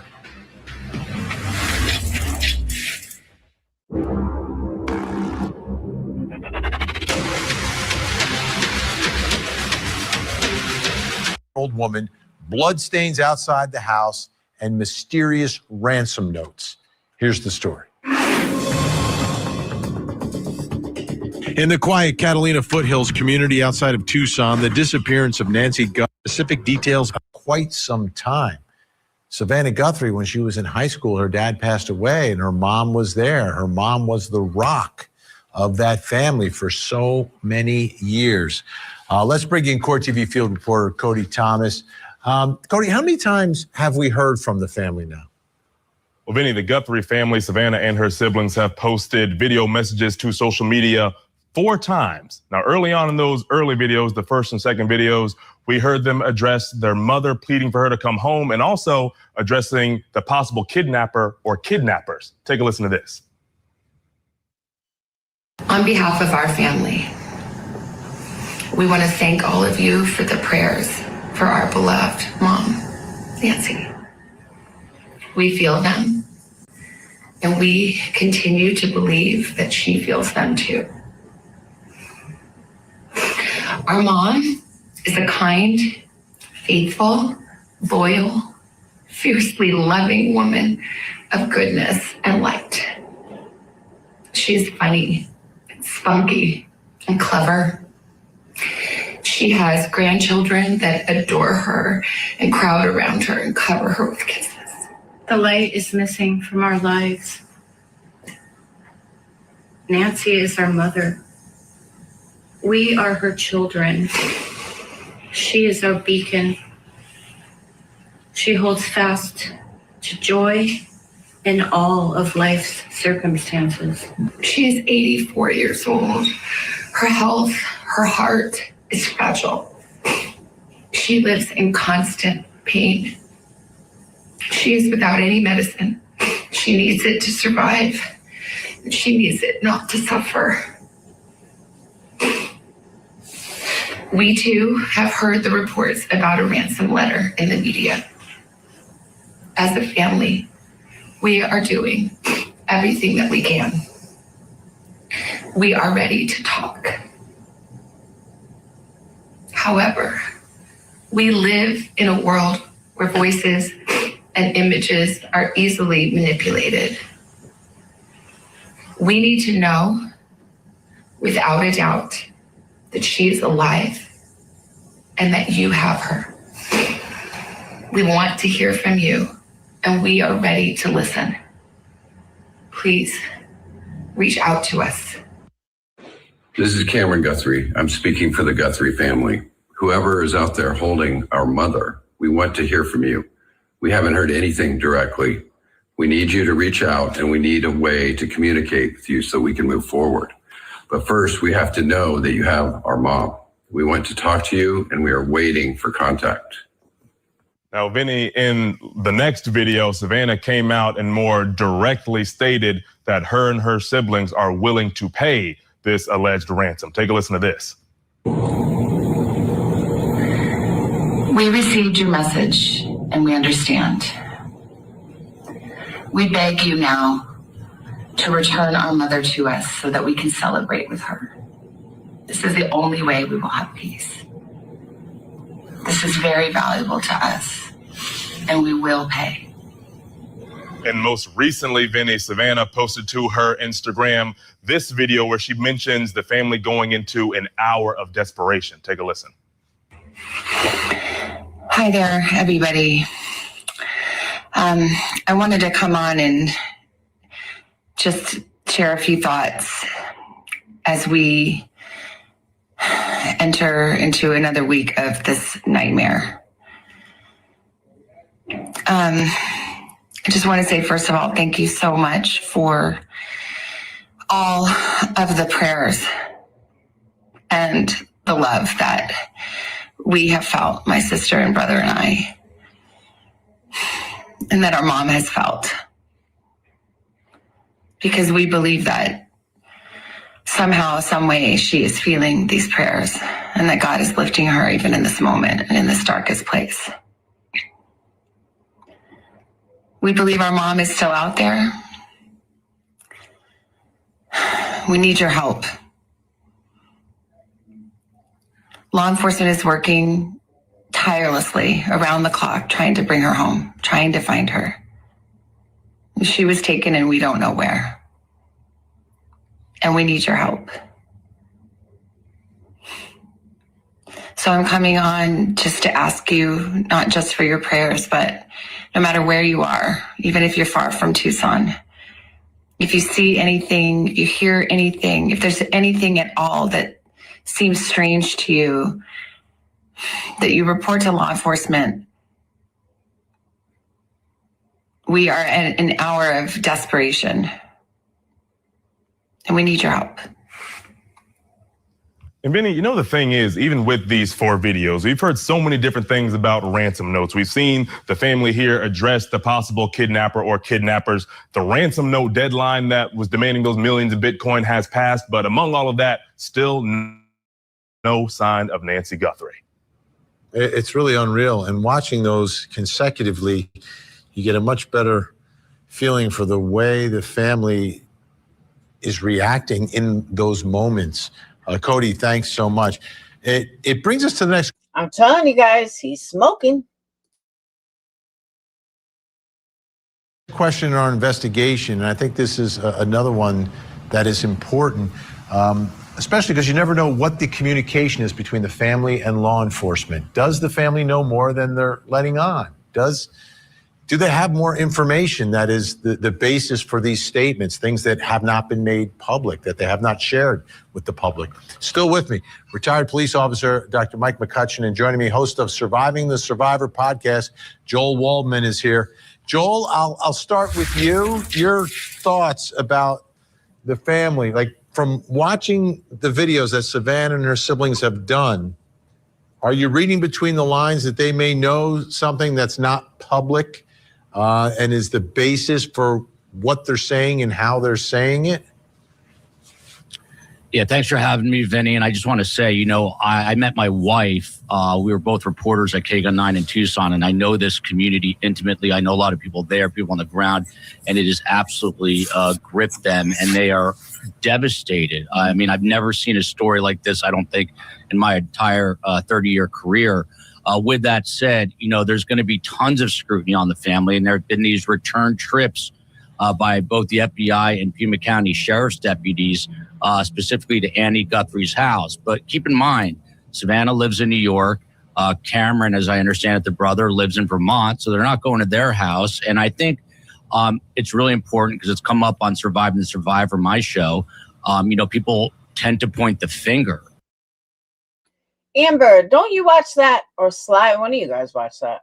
And we have to listen to law enforcement right now, and they are saying very publicly they have no suspects, no persons of interest. And I've got to think, Vinny, that if Annie or her husband or partner, whatever he is specifically, if they were complicit in this in any way, and of course that Pandora's box was opened by a friend of ours doing some reporting, I would think that by now, and I've had other law enforcement officials tell me this, that this far in, 11 days in, that'd be a very difficult secret to hold on to. And I believe that, they would have cracked. So I think we're looking outside the circle.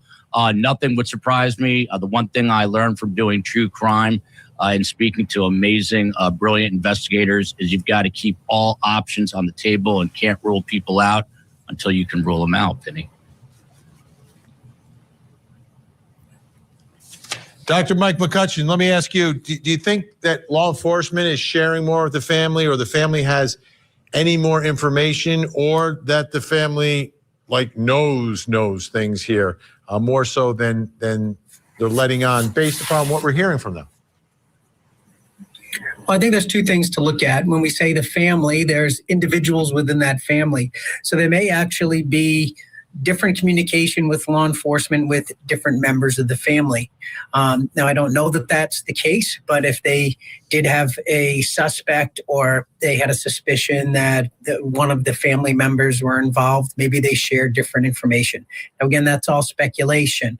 Now, when something like this happens, the family is going to have somebody from the FBI, I'll call them a handler, that's going to help them do those communication videos so that they're not saying the wrong thing and that they're saying a message that can be received by the suspected kidnappers. So they're going to have a very close relationship with the law enforcement.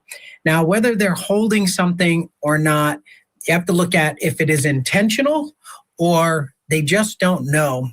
When I'm doing an interview with a victim, you really have to say, everything is important. You may not think it is important, but I need to know everything. And that's the job of the investigator. That's the job of the interviewers, to find that there has to be a thread. I don't believe that this was a random case. So there has to be that first thread that's going to connect Nancy to the kidnapper. And that could be a third party. Maybe it's a caretaker who mentions to a brother-in-law who then comes up with the plan. But there has to be a connection here. And they may hold that key without knowing that they hold that key. They may not have shared that they talked to a new maintenance worker or someone who fixed a window or whatever the case may be. And so they may not be intentionally withholding information, but there is that thread. This is not something random, and that's what they have to find. And that's the job of the investigator, to try to extract that information from the family. Joel Waldman, do you feel like they've turned the corner here and the momentum is picking up and we're going to get some real news soon? I mean, I sure hope so, Vinny. Last night, and I know you know this, covering it was absolutely bonkers. Did a 4.5 hour. Here's a question, though. How long you think they're going to do it for? Because it's going to come to a point where they're going to realize she's gone. Any guesses on how long you think they're going to keep this going? Because I say they probably go another couple of days and then they're going to call it quits. I don't know why I think that way. I just do. Live stream, because we just kept getting bits and pieces of news coming out every second. Today, a much quieter day. And, there's divided opinion on this amongst investigators who I've talked to. Some who think they've hit a wall, others who believe that they're just obviously keeping everything, very tight to the vest. From a media perspective, I'll tell you, it has been a bit of a disaster. I know Sheriff Chris Nanos, his intentions are good, but they, obviously gave these daily press briefings and then just stopped them completely cold. They're not using their PIOs, their public information officers, to disseminate any information. And that's making it tough because now people are guessing or hypothesizing, well, maybe this family member has something to do with it, or maybe that person has something to do with it. And obviously the investigation is front and center, and they've got to keep the integrity of that intact. But maybe in a case that is this high profile, They've got to give a little information, if just to quell the public, thirst and hunger for this. That part of it has been an unmitigated disaster, but I do hope we get a resolution soon. All right. Big thanks, Dr. Mike McCutcheon, Joel Waldman, surviving the survivor. Appreciate it, gentlemen. Business partners. This one in tons of tips. What do we know about them? Well, yeah, Benny, we know at least one tip led the FBI to a specific person, a man who says that the FBI detained and questioned him. Now, here he is, Vinny. He told reporters that his name is Carlos Palacino. Oh, that's where they got his information. See, Chris McDonough is such a fucking idiot. He's like, oh, they had to have information in order to question the guy. No, it came in from a tip. He's so stupid. His house is in Rio Rico. Work tonight. Thank you so much. Brings us to the final question in our investigation this hour. How will law enforcement handle the tens of thousands of tips? Still with me, retired police commander Mike King and retired FBI special agent Kenneth Gray. Why are you guys retired and I'm still working? Why is that? Well, okay. Kenneth, I'll begin with you. Tens of thousands of tips are coming in. How do you even manage them? Yeah, I mean, it's very difficult, especially in a high-profile case like this. The Bureau has a command post set up. That command post has agents. It has analysts. It has support. Somebody gives information and says the person is in Chicago. The Bureau will send a lead to an agent in Chicago to go and run down that lead. Mike King, this is such a massive story, and it's generating a lot of information, which is what you need and hope. But it's a lot to manage.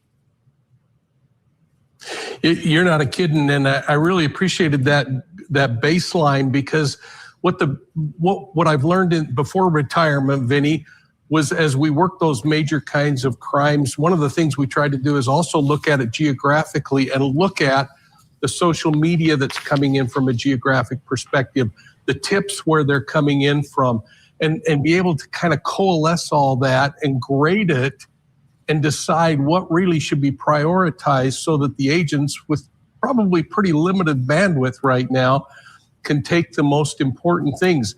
The Bureau is also using some really cool artificial intelligence right now to help. All right, I'm bored with that. So at the end of this, there's nothing new. Nothing has changed. They are not any closer than they were yesterday, according to the public. And I feel like everyone's dumbing it down. That's what I feel like. I have yet to find. Well, that first dude on Vinny, he was pretty good. But I just feel like everyone is dumbing it down. And it's just fluff, fluff, fluff.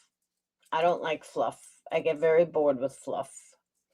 So I am going to, oh my God, I've been on 3.5 hours. All right, I'm going to end this stream. And I want to thank you guys for being here. This dual streaming is not working for me at all. 4 people. The highest was like 8. So either YouTube is not putting me in the algorithm, or people are seeing 4 people and nobody wants to chat. So I have a month of StreamYards. I mean, I paid for it, but I'm going to cancel it because it's just not worth it. But I'll give it a couple of times and we'll see what happens. And then we'll go back to normal streaming. But yeah, it's too hard because you can't even see chat or anything. Like, I can see chat, but you guys can't. So, and I don't like the way it's not a full screen. Like, it doesn't automatically adapt. I don't like that. But I might go live again later just to test a couple of things. I don't know yet. But I hope everyone has a wonderful night. Thank you guys for some of you guys sticking it out the whole time. I appreciate it. I don't know why my numbers have failed so much lately, but this is like really bad. And I don't even think this has to do with like OCPS or anything. Like someone's spreading some shit. Like, I don't know why my numbers are really this bad. My numbers weren't this bad after CPS came out. Like, seriously. So I don't know what the hell's going on, but we got to figure it out, and quick. So I will see you guys later. Make sure you hit the thumbs up on your way out. If you're not a subscriber, make sure you hit that subscribe button. CK, suck my fucking dick. And I hope you guys have a wonderful night. Peace.